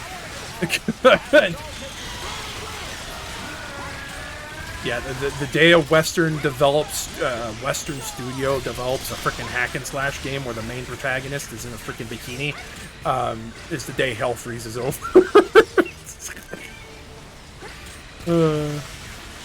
RGD does a game based on King of the Hill. You play as Hank, Dale, and Bobby. Oh my god, that's awesome. You know, it's kind of funny when you think about it. Like, granted, I know that the show does well. The show wouldn't really warrant it, but it's funny because like when you think about it. So like, Family Guy got a video game. The Simpsons have gotten a video game. Like, those two kind of make sense in ways because there's like the violent aspect to both those, right? Futurama got a video game, which that makes sense because there's a lot you could do with Futurama. Again, there's like the violence aspect, but there's also the space travel and, you know, things being the future and everything like that. You know, but King of the Hill never got a video game. You know, like, not that I would necessarily know how to make a King of the Hill video game or what it would entail, but it's like, it's so weird to think about when you think of like Friends getting a video game. Like, the show Friends got a fucking video game.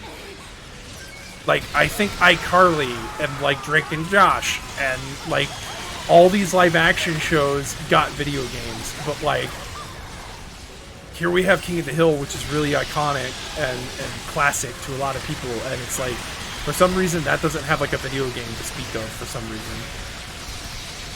Again, I don't necessarily know what you could do. I think like the best you could probably do, like, as weird as it sounds, would probably make like some sort of like, I don't know, like maybe like a cooking themed sort of video game, you know?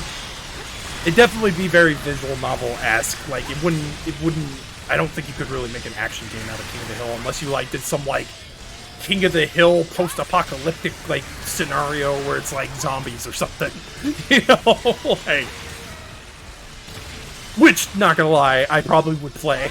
You know, if it's just like, I don't know, if it's like this, like, you know, like a third-person like action game where you get to play as like, you know, freaking Hank Dale, freaking, you know, Bill and Boomhauer and stuff, you know, like, the only downside is that, you know, obviously we lost the voice actor who played Dale last year, you know, and we've lost some of the other voice actors and actresses who played some of the more iconic characters, so it's just like, I don't necessarily think it would, like, if they tried to make one now, it would be a missed opportunity, because, like, while there are, like, the majority of the voice actors are still there, it's just like, there's a lot of iconic ones that are missing, and I don't think it would hold the same weight without them, you know.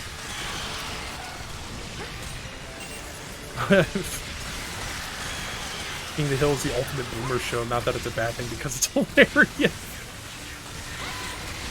I could see that. I could kind of see that. I don't know. It's definitely, I don't dislike the show by any means, but it's definitely hit or miss. Like, there's certain episodes, like, yeah, I'm laughing my freaking ass off. Most of them probably involve Dale, because Dale's fucking nuts, you know. But for the most part, yeah, it's like there are those episodes where I'm just like, okay, I'm not really laughing. It's not as funny, you know.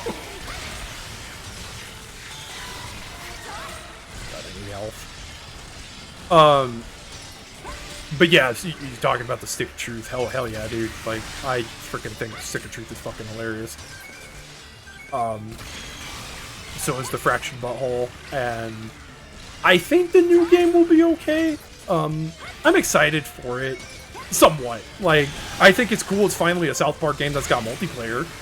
Like, that's not the weird jank-ass freaking FPS Doom wannabe that was released way back in the day. That doesn't hold up as well as I thought it did the last time I played it. Because I remember really, really liking it when I was younger. Granted, I only ever played the N64 version, so I don't know if it's like any better with the PS1 version. But I remember enjoying it and thinking it was hilarious, and then like I played it when I got another copy of it, or when I actually finally did get a copy of it, because that was a game I always rented. I don't think I ever owned a copy. And yeah, it doesn't hold up the same way some other games do. I am fully able to admit that there are N64 titles that have not held up. Which one? Because there's a couple. If you're talking about frickin' Simpsons Hit and Run, fantastic. Oh, yeah, I'm glad that you mentioned it, yeah, because fucking... Oh, the arcade game's wonderful, yeah, I mean, like, who doesn't love a fucking side-scroller beat-em-up? Like, hell yeah. It's a shame that that's never gotten ported aside from, it being re-released as, like, an arcade one-up cabinet. Like, I really wish it had gotten a... I think it did have a Xbox Live Arcade and PS3 port at some point, but if I recall correctly, I think they got delisted, like, not very long after they got released, because I know that that's what happened with the X-Men game as well.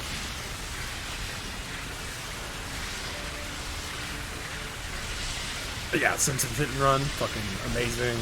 I never played Simpsons Road Rage. I think that's akin to Hit and Run, from what I remember. And what blew my mind about Hit and Run, was finding out that there's like this really extensive modding community for the PC version of it, because there's a overhaul mod for Simpsons Hit and Run that makes it a SpongeBob game. Like, the only thing that they didn't change model-wise, like, which is really weird, was the house. Like, the frickin', like, the Simpsons, like, iconic house is, like, the only thing that for some reason they didn't change model-wise. But everything else they changed. Like, so the cars are now boatmobiles. Like, you get to play a SpongeBob, like Patrick and freaking Squidward's house is like, yeah, it's nuts. It's like, I'm just like, holy shit, that's a dedicated ass fucking modding community. Like, goddamn. Okay, basically crazy tactics, but Simpsons Hit and Run took the concept of that game and then improved it. Oh, okay, so Road Rash came out first. Or Road Rage came out first. Okay. Yeah, I just remember Hit and Run being fucking, like, I haven't played Hit and Run in a really long time, but that was, like, one of the games that I used to just, like, laugh my fucking ass off watching my younger brother play. Because he loved it. He fucking thought that game was amazing, and I did too, but I think it was, like, one of the few GameCube games that he owned from, like, our collections. Like, it wasn't my copy, so, but yeah, that game's fucking awesome. It's crazy that there actually are legitimately, like, you know, with licensed properties. Because there's a lot of those where it's like, they make a game, but it's not good. It's really just trying to capitalize on, like, the market for it, right? But then there actually are, like, especially, like, The Simpsons, because there's, like, a lot of Simpsons games, you know, there are those standouts that people just are like, oh my god, hell yeah. If you played that, like, you knew. You know? It's like, you were in the know if you played that growing up. Right against your and headquarters decided to make use of our new walking game mode. Transit right now. This is a variety of the Walking Fortress X4 with a height of around 50 meters. We'll crash it into arrogance and boom, history. Select a different. Hooray! Time for the giant mech battle. I like this mission. Problem. Blom's pilot just reported giant insects coming his way. Right before he cut out. Damn it! At a time like this? Should we pull the fortress back? Not at all. Deploy it now. But...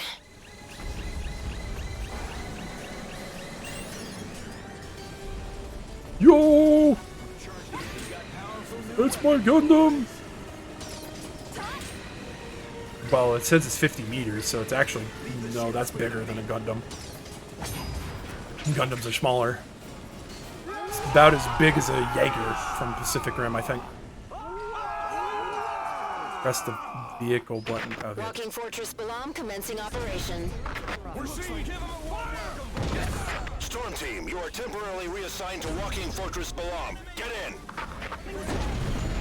A Walking Fortress Balam has been activated. Please board it now.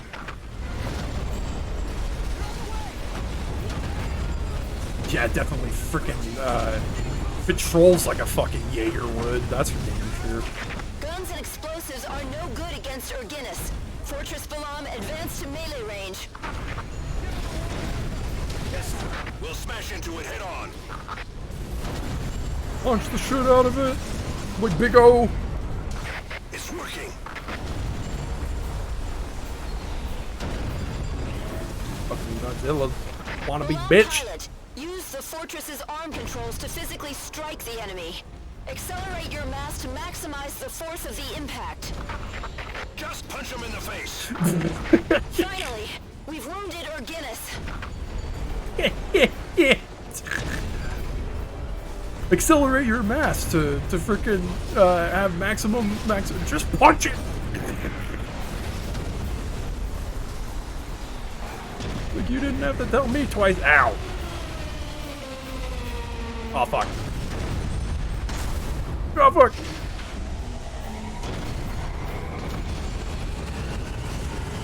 Oh you bitch. Bitch. We've got giant insects approaching the combat zone. Most likely the same ones who just attacked the Balam pilot.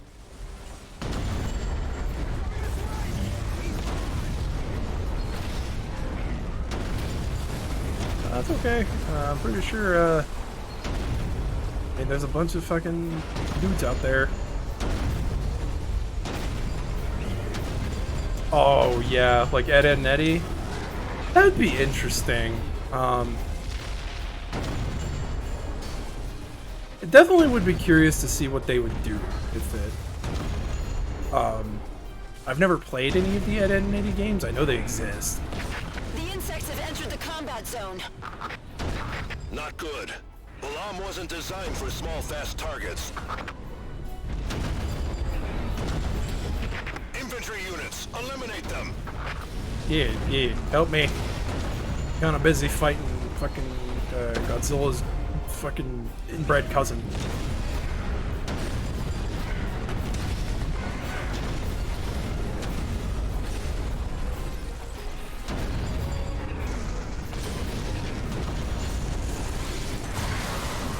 Balam's arms are exceeding their stress limits. If they keep trading blows like this, the frame may not be salvageable.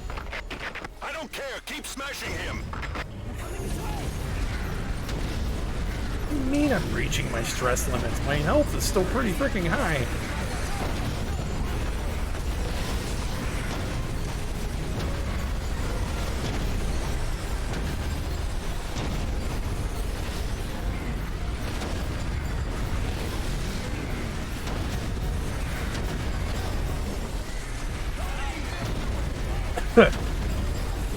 Urginus is down and out.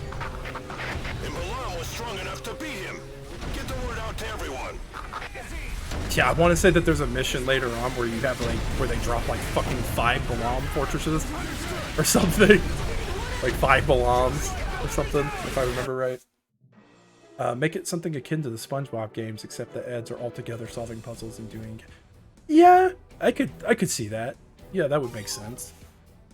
Be an interesting take.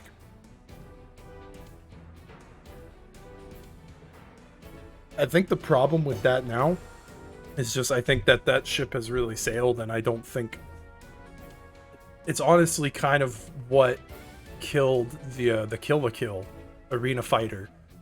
That game is fucking solid. It's really fucking good. But it died because the freaking hype for Kill la Kill, like it just came out way too late. There just wasn't enough. Like, there wasn't enough hype because Kill la Kill had already kind of came and went.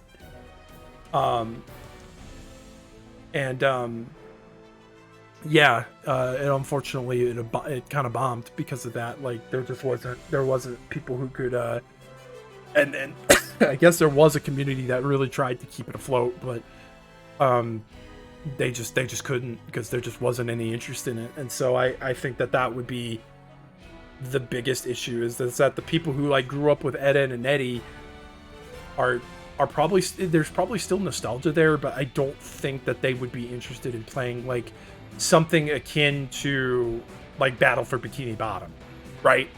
Like, I think if there was an Ed, Edd n Eddy game that was like Battle for Bikini Bottom that got a remaster, that would probably be the way that you would want to go, is you would just remaster that game because everybody's already nostalgic for it, because that's the game that everybody liked. You know, I think that's why Battle for Bikini Bottom did so well, is because everybody was nostalgic for it, because that was the one that everybody liked, even though that was not the one that I played. Like, I played the first SpongeBob game, the Revenge of the Flying Dutchman was the very first one. I played that one, and then there was one, Legend of the Golden Spatula, I think, on Game Boy Color. That one's really good, because it's a simple side-scroller platformer. I mean, it's nothing too, like, insane, but it's fun for what it is. I mean, it's a Game Boy Color game. The colors are all vibrant. Like, it captures the show really well, with just, like, the way that the environments and stuff, like, are designed. Like, Choose loadout. Select a mission. oh, God, yeah, these are when the red ones start showing the fuck. No, I think the red ones have already shown up. Choose loadout. Wing divers can equip 2 weapons. Great deal of energy makes it much easier to hit the target the more enemies you capture in the center of the vault.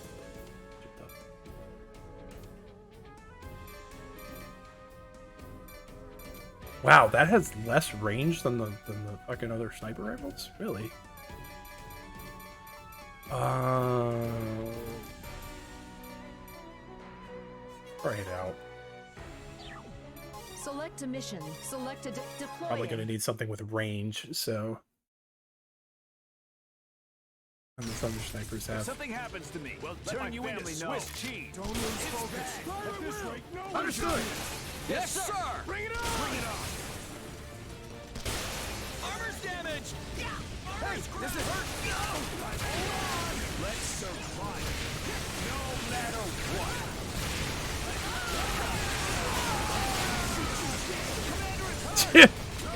Oh shoot! Ah, shoot you dead, you filthy bird!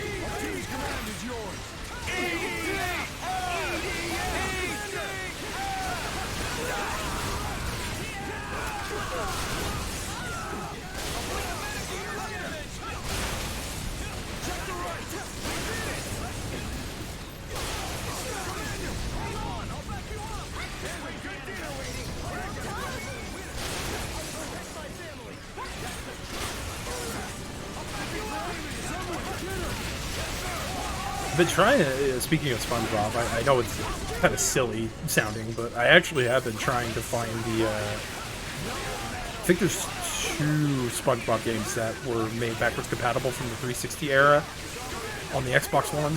I have been trying to find them, but unfortunately have not been having that much luck with that. I think a lot of those games that became backwards compatible certainly became sought afters. Like, I don't think that people were just gonna, like, not, you know.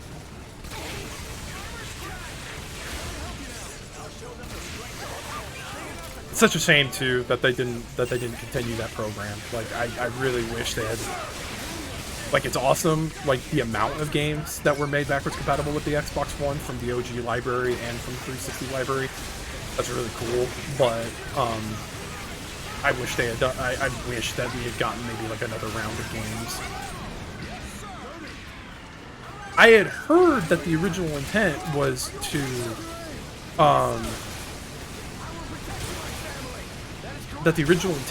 when the Series X came out, like, that they released that last batch of games and were like, we're gonna add more when the Series X came out, and I don't think they ever did. Part of my knowledge, I don't think that the library was expanded. Although to be fair, I haven't really kept up, to be honest. I do not have a Series X, and I didn't plan on buying one. I almost did. I got pretty damn close during the holiday season, because goddamn, they were cheap.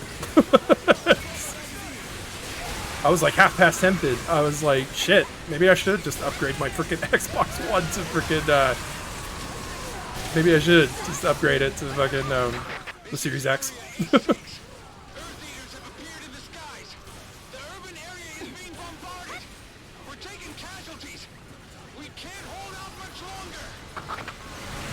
Oh shit.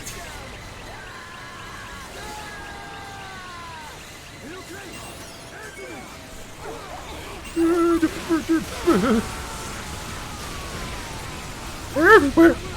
Everywhere!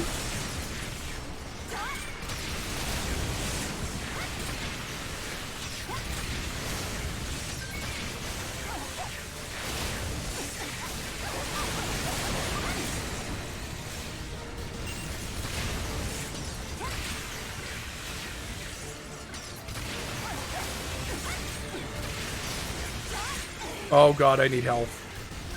I need health, like, right now. Oh!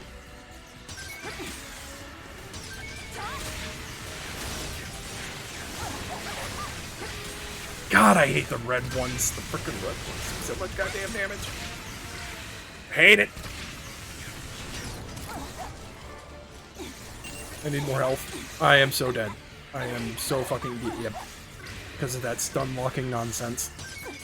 That is my only complaint with this freaking game. I fucking hate that they have enemies that can do that shit.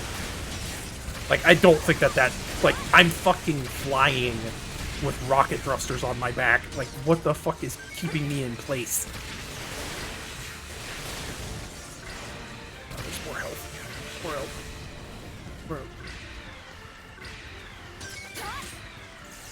Woo!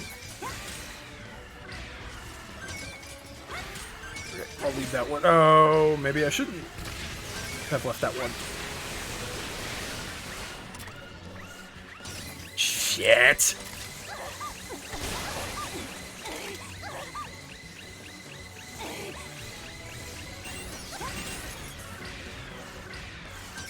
Oh god, grab the other health.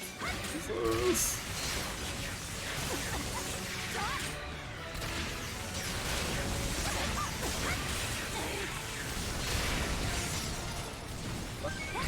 Running.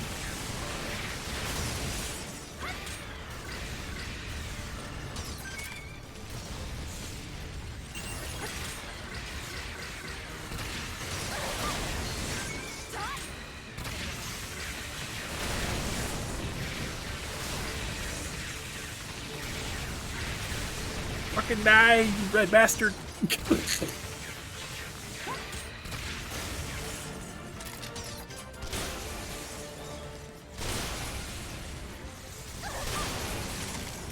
Ooh.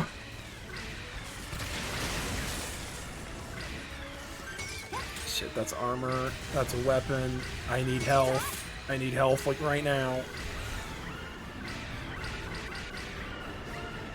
I think the Air Raider class, if I recall correctly, actually has like a healing aura sort of thing that you can throw down. I think they do. Oh god. Ooh!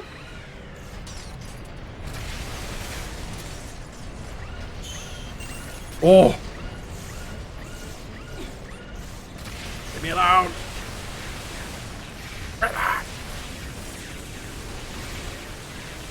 Oh my god, those guys take a beating. Holy shit.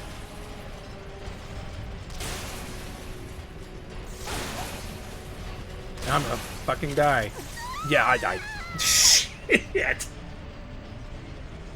Oh, god damn it.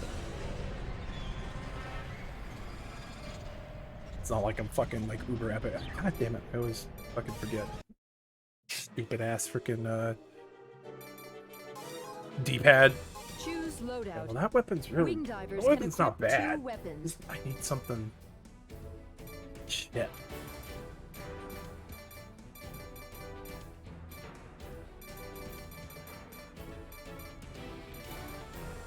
Notch 5-way. This quintuple-barreled, mind-guided weapon fires diffused beams in 5 horizontal directions.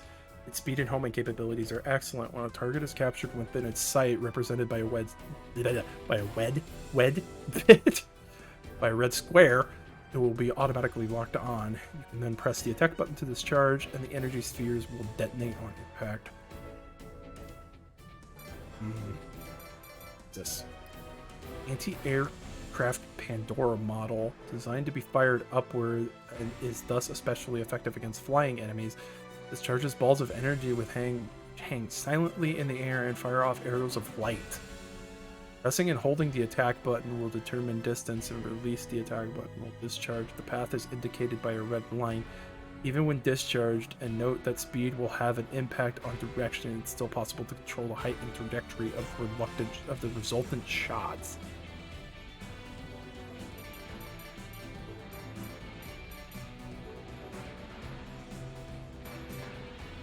Try the Mirage. Choose loadout. Wing divers Just need can shit that equip does more 2 damage, weapons. man, because when they get close, it's like freaking goddamn. Much as I love the Idun weapons, I don't think that they're really good for this particular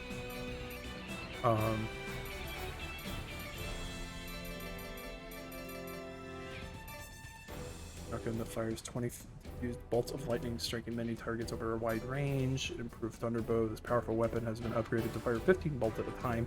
Thunderbow series was made in Japan and was developed by Dr. Yuki, a specialist in electroshock weapons.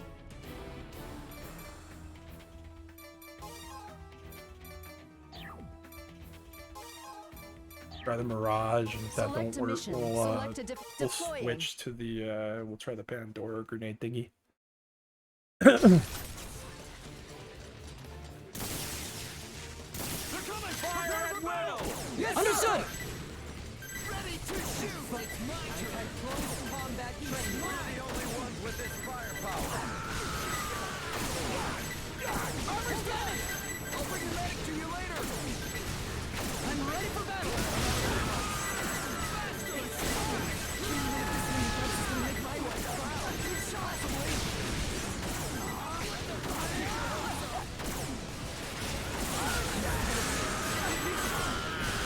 Oh, but I gotta freaking take down their fucking attack. They're like shit. That's what spawns all of them. The bullets are stuck! Stop the commander! The enemy is coming!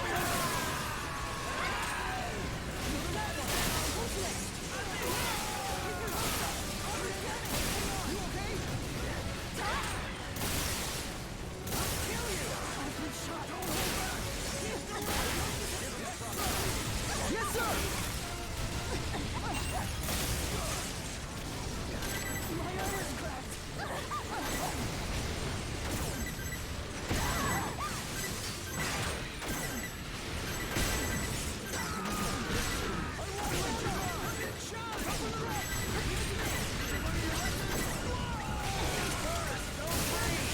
Understood!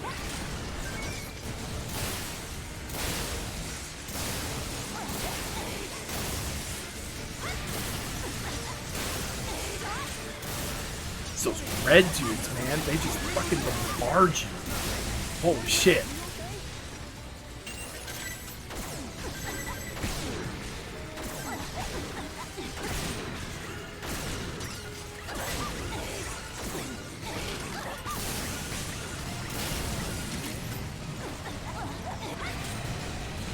And I can't.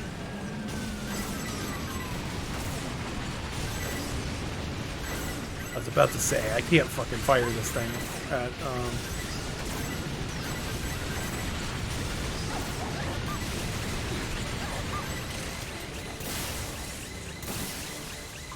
yeah, I'm not really. Drives me crazy about that with the freaking D-pad. I'm not feeling that weapon. Choose loadout. It Wing is- divers can equip 2 weapons.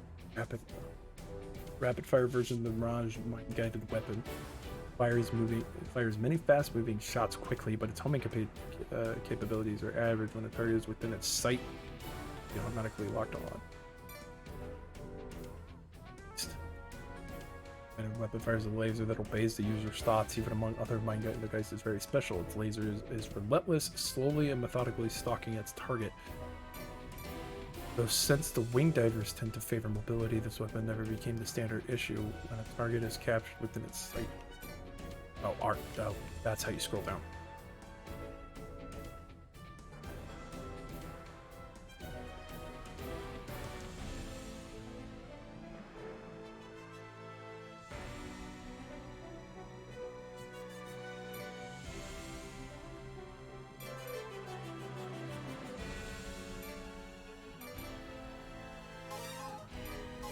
Choose loadout.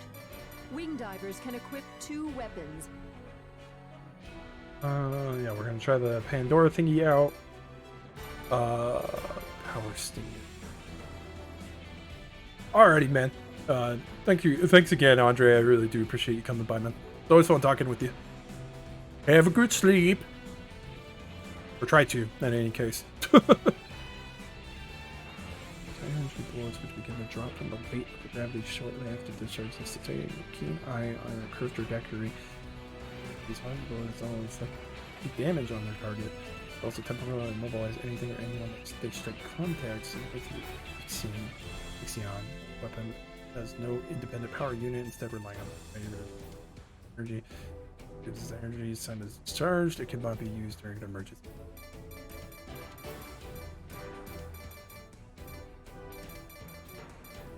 God, I wish I had the next freaking level of the laser rifle, but try that. Select a mission. Selected. Deploying. I might have to go grind or something. Freaking. Which way's the enemy? Why did they freaking give me a fucking fencer team? Like, that's really weird. Straight ahead. We will fight with you.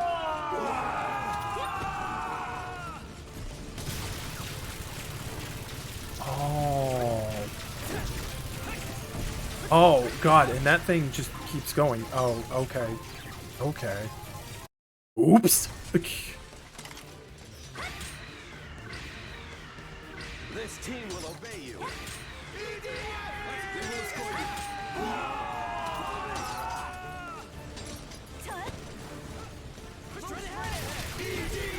Oh, for being anti-air, that thing doesn't go very far.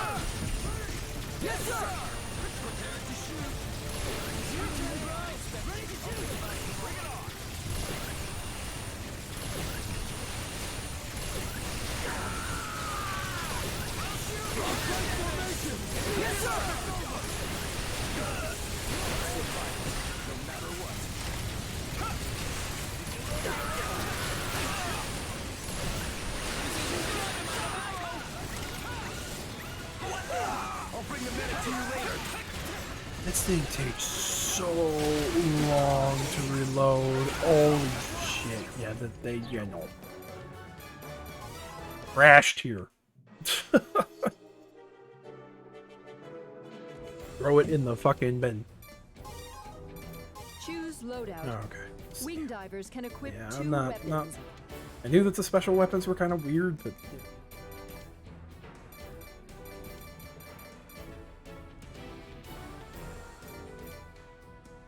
2,400, 2,040 meters.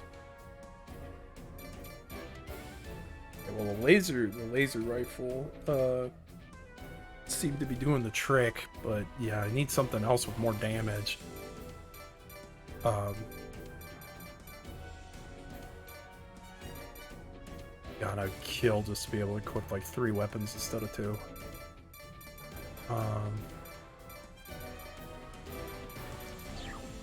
Choose loadout.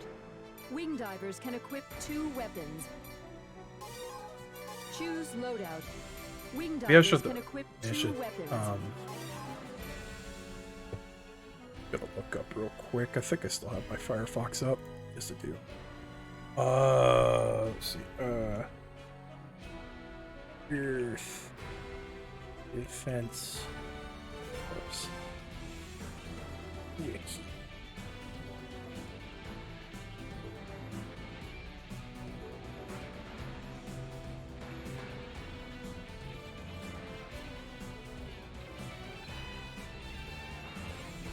Sniper weapons.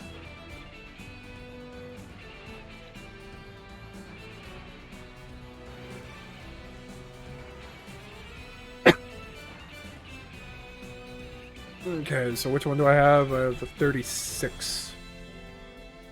Oh, Jesus, that's like the... God damn, yeah, like, I'm not gonna get another one for a while, because the next one above that is is freaking level 20. Like, as its weapon rating. I assume that that means that that drops at a freaking higher difficulty. I doubt very seriously I can get that on normal mode.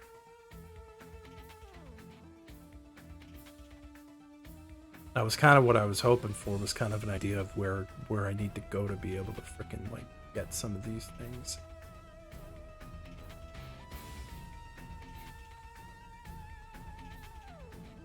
Weapon. There we go. Weapon. Drop list.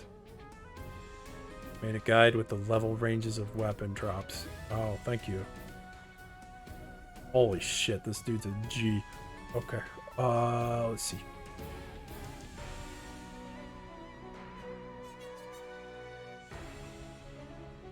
List is Google Docs, spreadsheet, Steam, and yeah, no shit, Steam is bad for this.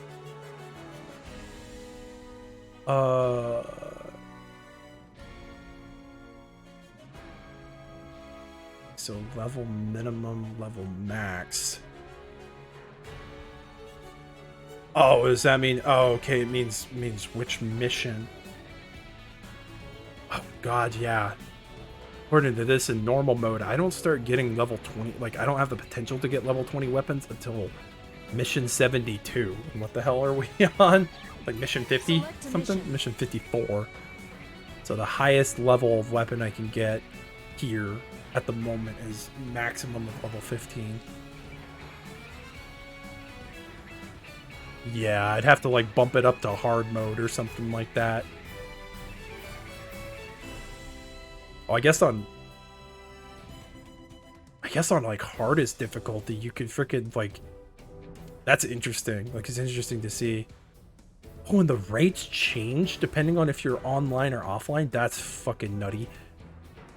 I could grind like the first like couple levels of hard mode for a while because like, according to the spreadsheet, it says that the minimum level of weapon that you can acquire on the first stage of hard mode is a minimum level of 9 with a maximum of 25. So technically speaking, I could actually theoretically get some of the weapons. I know that that's what they recommend doing. I remember specifically, I don't remember when it was, but I think it was, well, it was definitely the first time I played through this and got up to the last mission because I was struggling, obviously. Like, I couldn't complete the last mission as Wing Diver. I know they recommended a specific level, and they basically just were like, hey, just come and sit on this, like I think it was like destroy everything in the map except this one point and just sit on this one point and just keep killing things, more or less. Yeah, I might have to do that for a little bit. So let's see. Let me look at that spreadsheet again real quick. I'm gonna bookmark this so I don't have to go find it later.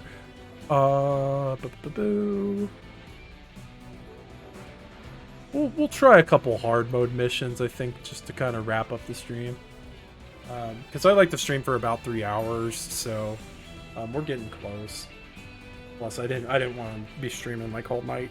I didn't think I could make I didn't think I'd have it in me to stream all night, but I'm actually feeling a lot less tired than I thought I would be. Select a difficulty. At higher difficulties, We're gonna switch to the weapons that I actually prefer to use.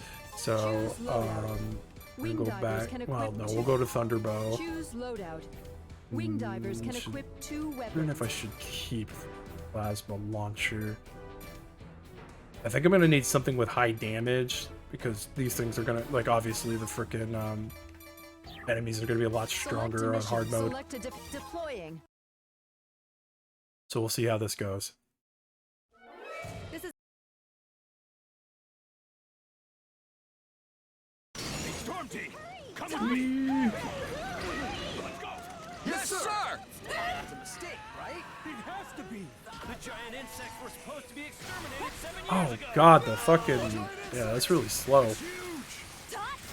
The citizens are being attacked. Fire! Save them! Yeah, I mean, look at how many shots of that. It definitely seems like my plasma. Oh, because I went with the D plasma launcher because it had more damage.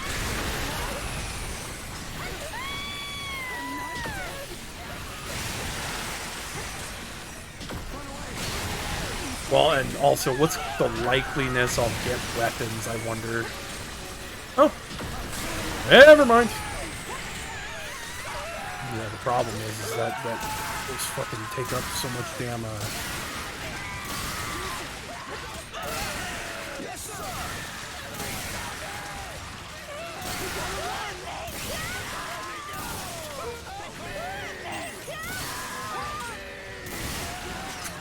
Did you just see that freaking? That freaking ant yeeted the shit out of that freaking dude. Just like, fuck you. What did you say? That's impossible. It's not possible, man. They're right there. We see them.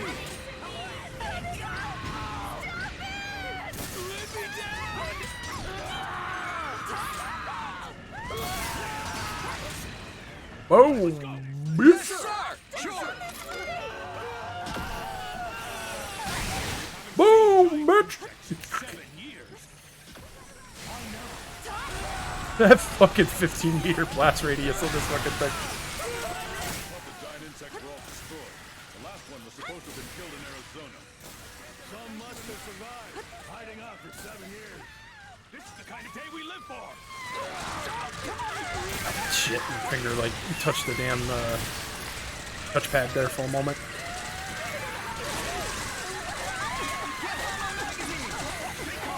Oh.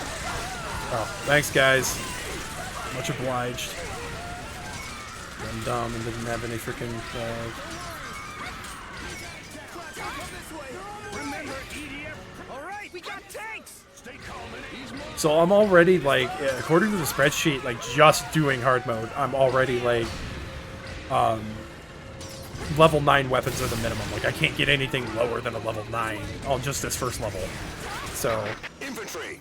I might end up actually getting a couple new weapons just from, even if they're low level, I might actually end up getting a couple new ones just because of that alone.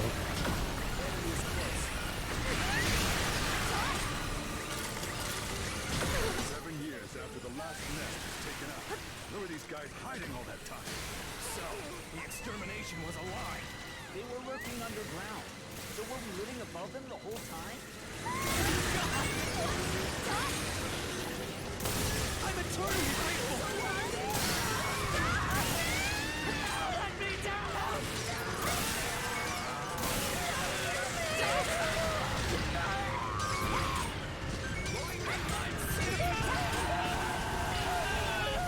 I have done a couple weapon drops, so that's good. Hopefully this will be beneficial in some shape or form.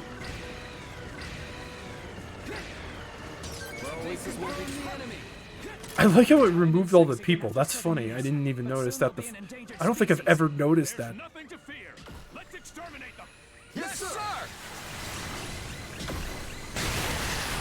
Keep the giant creatures away from the tanks.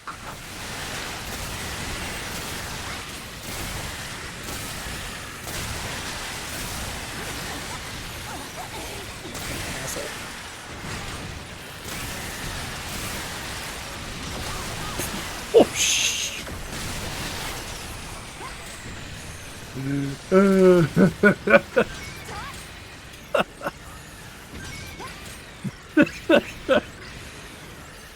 Modern problems require modern solutions, and I'm blowing the fuck out of myself for the damn rocket launcher. Oh my god, that was freaking funny. So I'm always hesitant to use those type of weapons because I'm freaking notorious for freaking aiming at my feet. So like 90% of the time I'm gonna fucking like just freaking clonk myself because I'm dumb. But I will take all of this armor. If I can get some new weapons and some armor upgrades along the way, that'll definitely be preferable.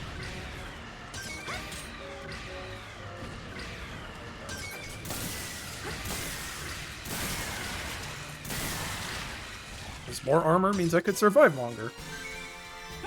Like I missed anything. There's like an armor box over there, that's fine. I was more worried about the weapons just to see. Ooh! Got one new weapon. And it's the same one.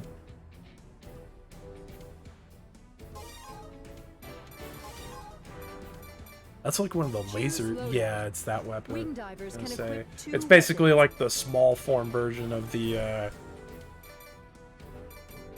sniper rifle.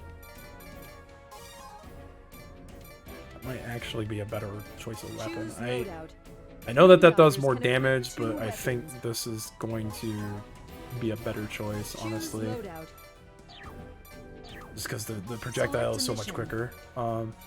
Select a difficulty. Deploying.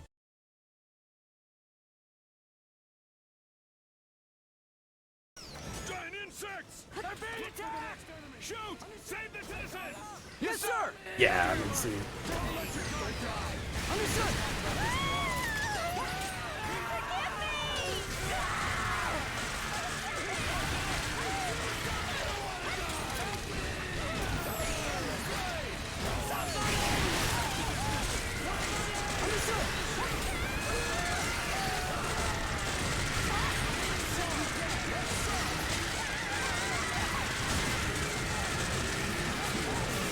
Oh, fucking stupid tank! Get out of the way!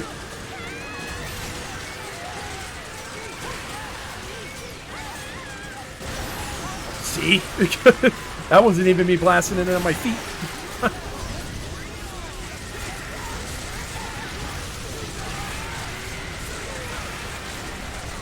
Yes, sir!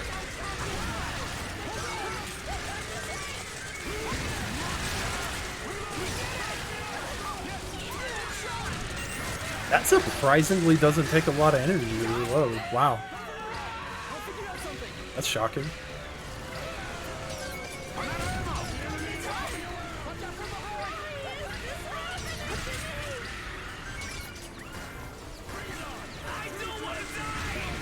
I like how the idea of the EDF is to come in and solve the problem, but then we just kind of make the problem worse because we're just freaking, like, it's like blowing up buildings. We're just like fucking dismantling buildings and stuff to freaking kill these fucking things. Attack the giant insects and save the citizens. Roger! We'll get through this together. Leave it to me. Ah, yes. I am the Ravager researcher, O'Hara. I would like to offer advice to the soldiers. After examining dead giant insects, I found something surprising. In 7 years, they have evolved and grown stronger. They are covered by a stronger shell and cannot be killed easily. But it is not a problem. EDF's equipment has also grown stronger in 7 years. You can definitely beat the evolved giant insects. I wish you good luck in battle.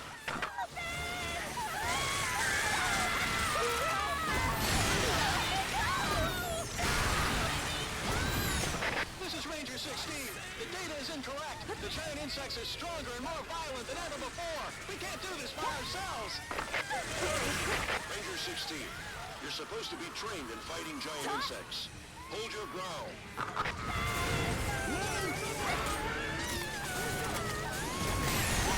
This is Ranger 2. We are fighting giant insects. Requesting wing diver support.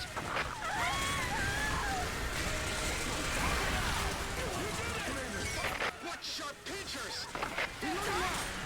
This is Ranger 16. They're picking up people like ragdolls.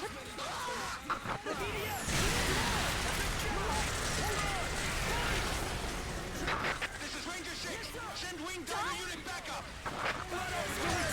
It will take time for wing divers to arrive. Hold your ground. You need to protect the citizens. Loading now.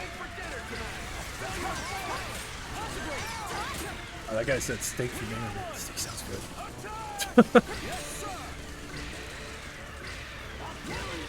Are the wing divers here yet?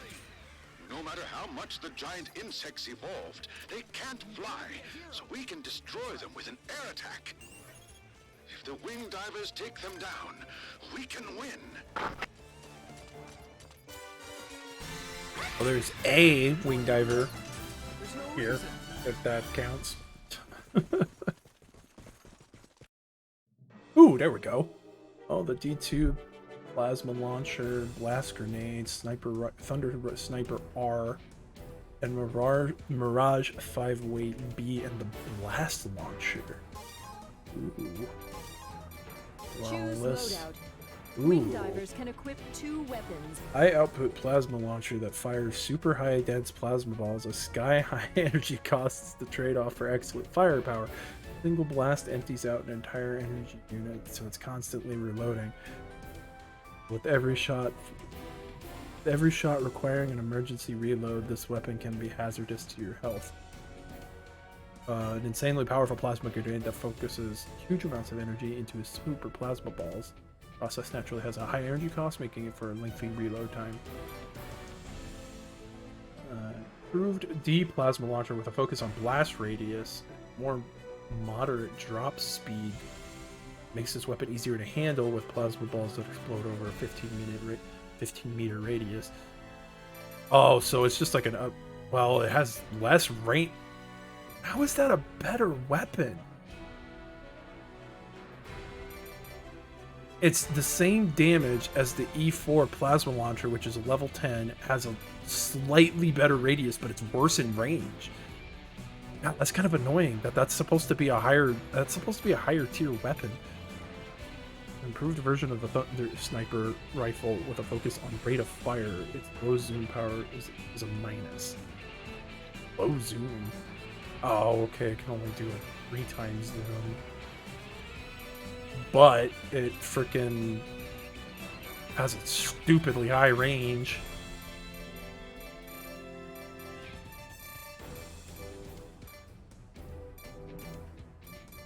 Oh, and then I got the improved version of the Mirage 5-way. Its velocity and rate of fire have greatly increased, perhaps to a fault. They sometimes move too quickly to track their targets well. Oh. Higher damage at the higher damage, higher medium, more energy cost, but at a higher rate of fire. Excuse me. Now the yawning starts. Of course it does. Choose loadout. Wing divers can equip 2 weapons. That's funny as fuck. God damn the range on that. Holy shit. That's actually better damage and better range than the monster, which does the same thing. I mean, the monster's more accurate, but it costs the same thing to do, where it's like, oh, it freaking, you shoot it once. Well, but see that? Yeah, that's dumb, because it says the monster only costs 30% energy, but it still causes a freaking emergency reload anytime you use it. But then this one says that it costs 120. Choose loadout. I'm curious, so we're gonna Wing divers can equip try it out. Just because I'm curious. I want to see how fucking dumb this is. Two-way lancer. Double-barreled laser lance. Fires 2 lasers at the same time. Since it shoots these lasers in a V shape, you hit enemies, but at the same time, far-off enemies will take less damage.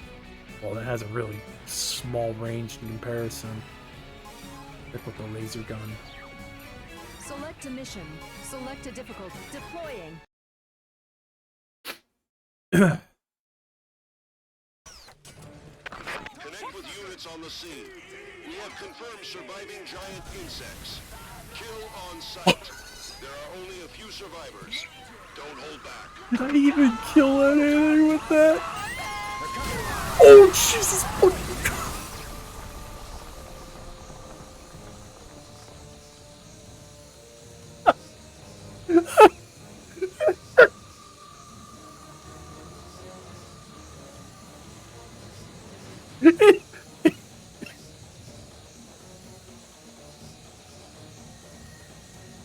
Oh my god. I'm fucking crying. Oh my god. I didn't think that the human NPCs, I didn't know that they counted as like an object. It killed me.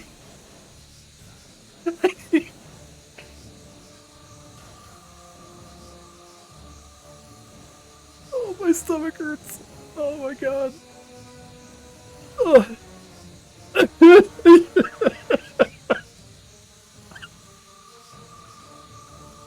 I didn't even realize it fucking nuked my health. Oh my god, that's fucking funny.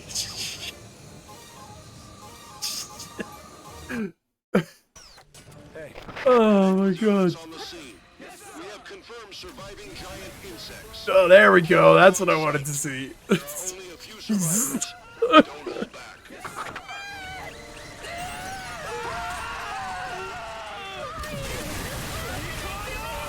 Oh my god. That was so fucking funny. I'm gonna have to go, like, that's gotta be a clip, because goddamn. Oh, my stomach hurts.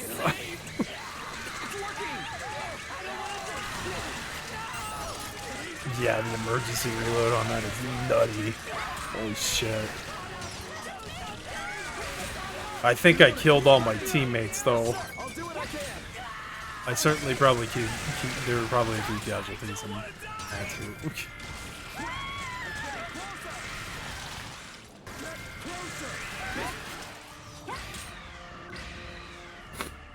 Holy shit, that was so fucking funny. Ranger 9, we are fighting giant insects. We're being overrun. Requesting wing diver support. Enemy is close. This is headquarters. Wing divers are headed to the scene. Hold them off until then.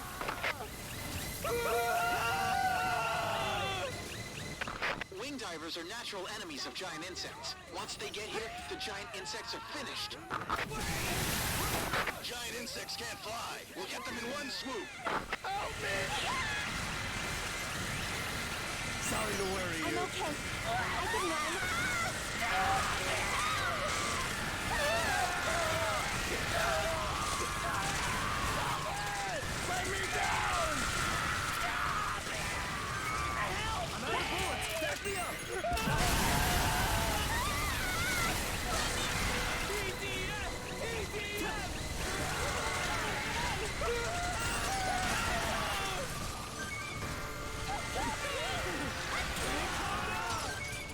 I'm loading my ammo.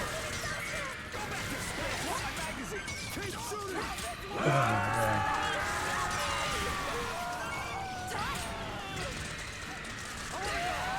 I'll have this all taken care of in just a second. Bring it. I'll kill you. Faster! They're getting closer! I'll shoot you dead.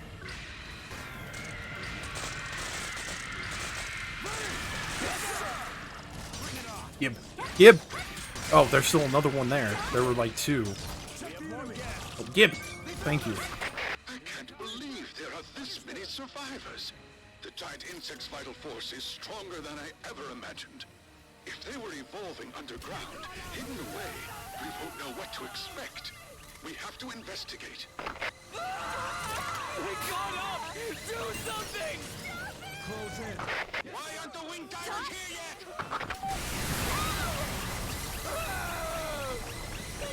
Did I even kill anything with that one? I don't think I did. Oh, okay. Divers are heading over there right now.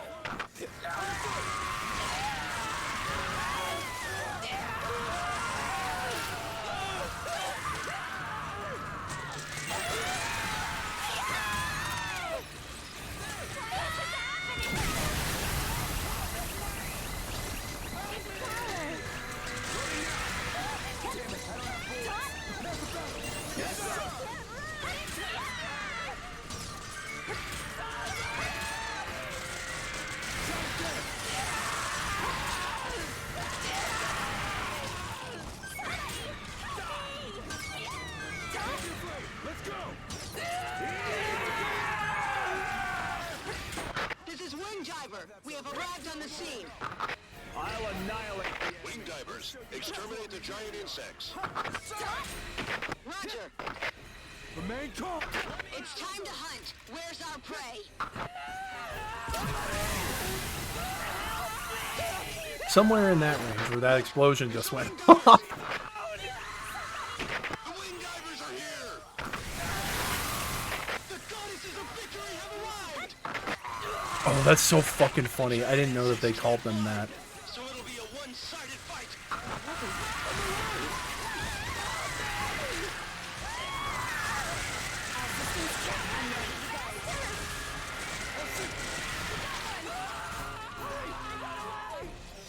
Oh, yeah, like, I'm like sitting running around thinking I'm still thinking an emergency reload. So we are very lightly armored.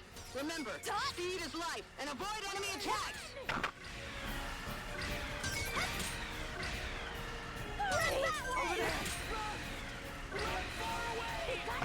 Wing divers are fighting.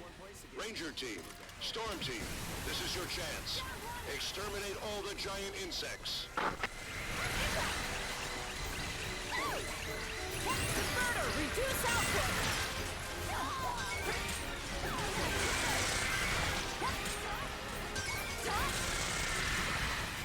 Generator, start cooling. Generator, start cooling. System down.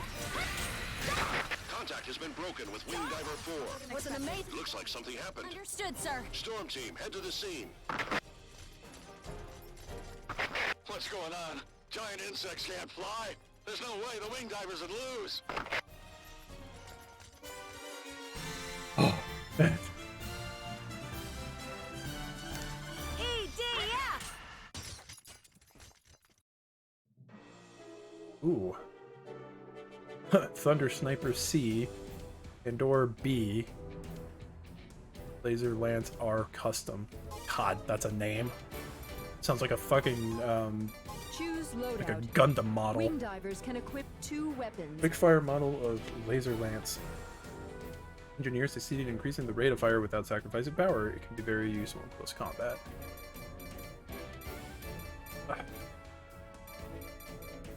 Oh, was that one of the new ones? I think that was one. Wow.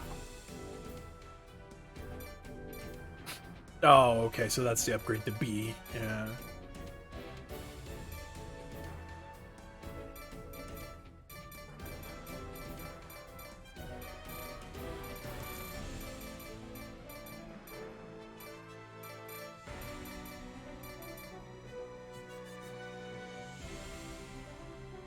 I don't know about these weapons, man. I've never really messed around with them too much. I'm sure that they're good in some instances, but yeah, I'm definitely gonna have to like try to like mess around with them or something. Future, man. I was kind of hoping that I would maybe get the freaking Choose loadout. God, that weapon is way too much damn fun. It's so fucking funny. Yeah, I don't get how a level 20 weapon basically is objectively worse than a level 10 weapon. Because it even costs more energy to use.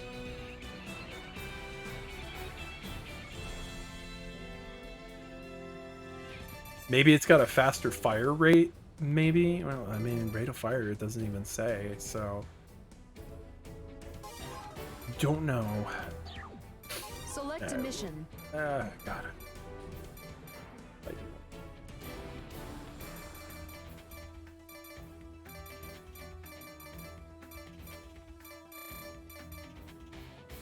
Yeah, because that's all that's there is just the big spoders.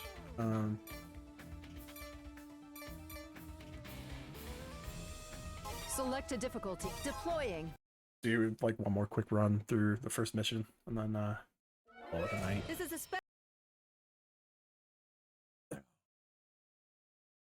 Yeah, Storm Team, come with me. Still fucking laughing, man. That shit was way too fucking funny. It's a mistake, right? That blast launcher weapon is the fucking Supposed to be exterminated 7 years ago. is a hoot.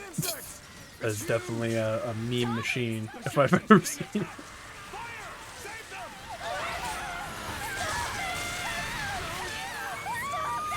What's going on? Where are the giant insects?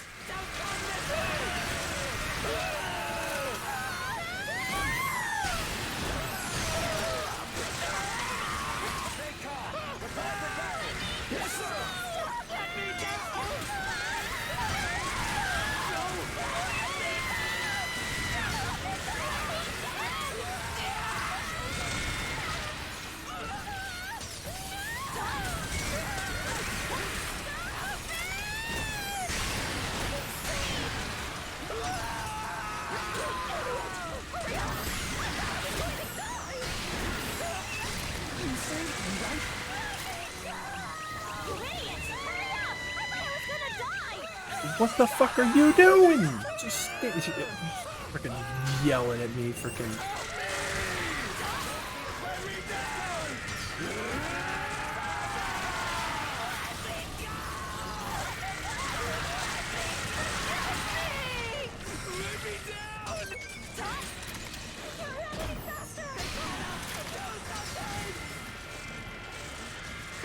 Ranger 1, report the situation.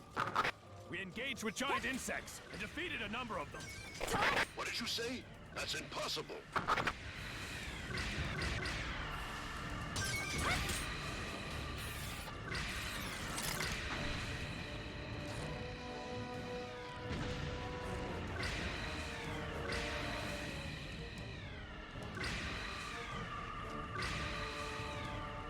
Oh, that's dumb. Stupid thing.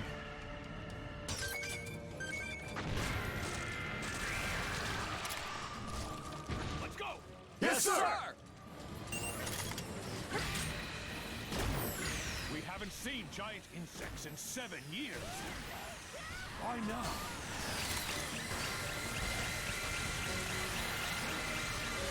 Thought the giant insects were all Pinged on destroyed. Discord? The last one was supposed to have been killed in Arizona. Some must have survived, hiding out for 7 years. This is the kind of day we live for!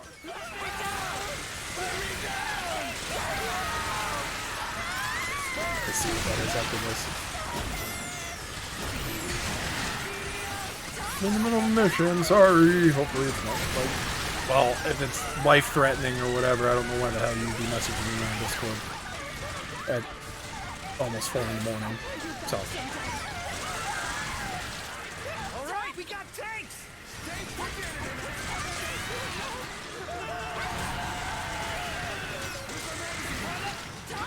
Infantry. Knowing my Stay luck, it's close probably to the another armor. fucking bot trying to fucking sell me commissions. You heard the man. Left in me. Let's survive. 7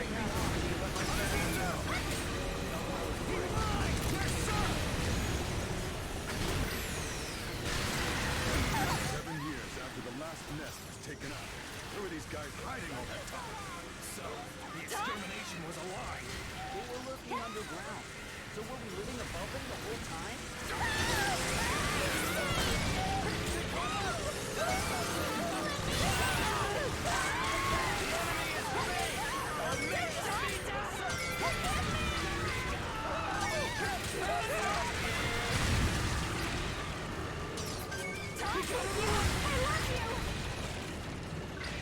We still have work to do. Yes, sir.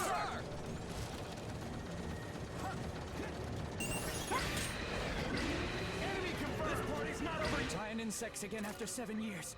But soon they'll be an endangered species. There's nothing to fear. Excuse me. Let's Ugh. exterminate them. Yes, sir. Keep the giant creatures away from the tanks. Yes, sir.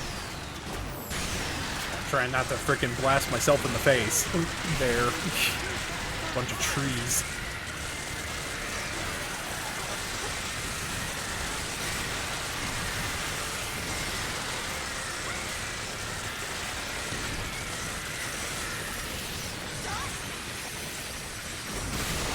Nice! Hell yeah, that's what I'm talking about.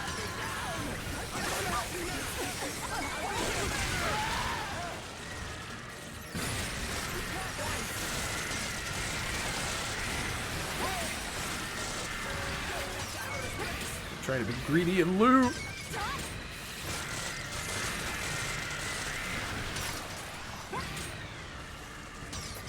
Man, they're being stingy with the weapon drops this what's going on.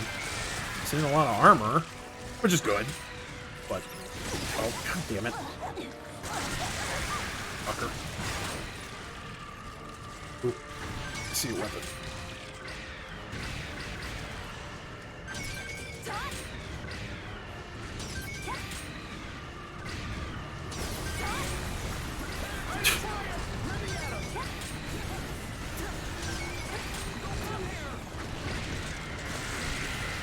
I'm just reminded of the Robot Chicken skit, like, about Transformers. It's like, we had another successful bout with the Decepticons and only 50 casualties caught in the crossfire. M3 Rapier Thrust. Damn. One new weapon. Ah, well. Choose, And it's a choose weapon. loadout. Wing divers can equip 2 weapons. New model rapier developed to pierce the special armor worn by certain enemies. The most advanced weapon in the standard rapier line, this thrust version features increased firepower as well, with its output concentrated at the front. Neato. I might mess around with that later. It's just I hate these weapons, like, because they're just, the range on them sucks. All right. Oh boy.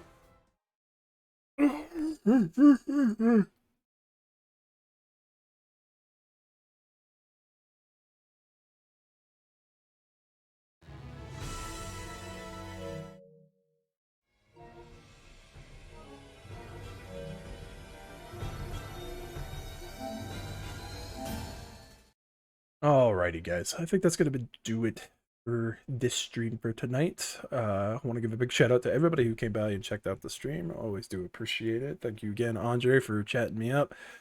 I had some interesting things to talk about, so yeah. I don't know if I'm gonna do it. If my sleep schedule is like it is, I might kind of keep doing some of these after-hour streams. But I definitely will probably be playing more EDF in the future. So yeah, stay tuned for that. I try to keep all these streams archived on my YouTube channel. So in case you miss them, definitely check out my YouTube channel. I try to get them up as soon as like I can. But yeah, I mean, there's usually no guarantee because I'm sometimes lazy. But before I keep prattling on, yeah, again, big shout out to everybody who came by and checked out the stream. And yeah, I'll catch you guys all in the next one. Take it easy, everybody.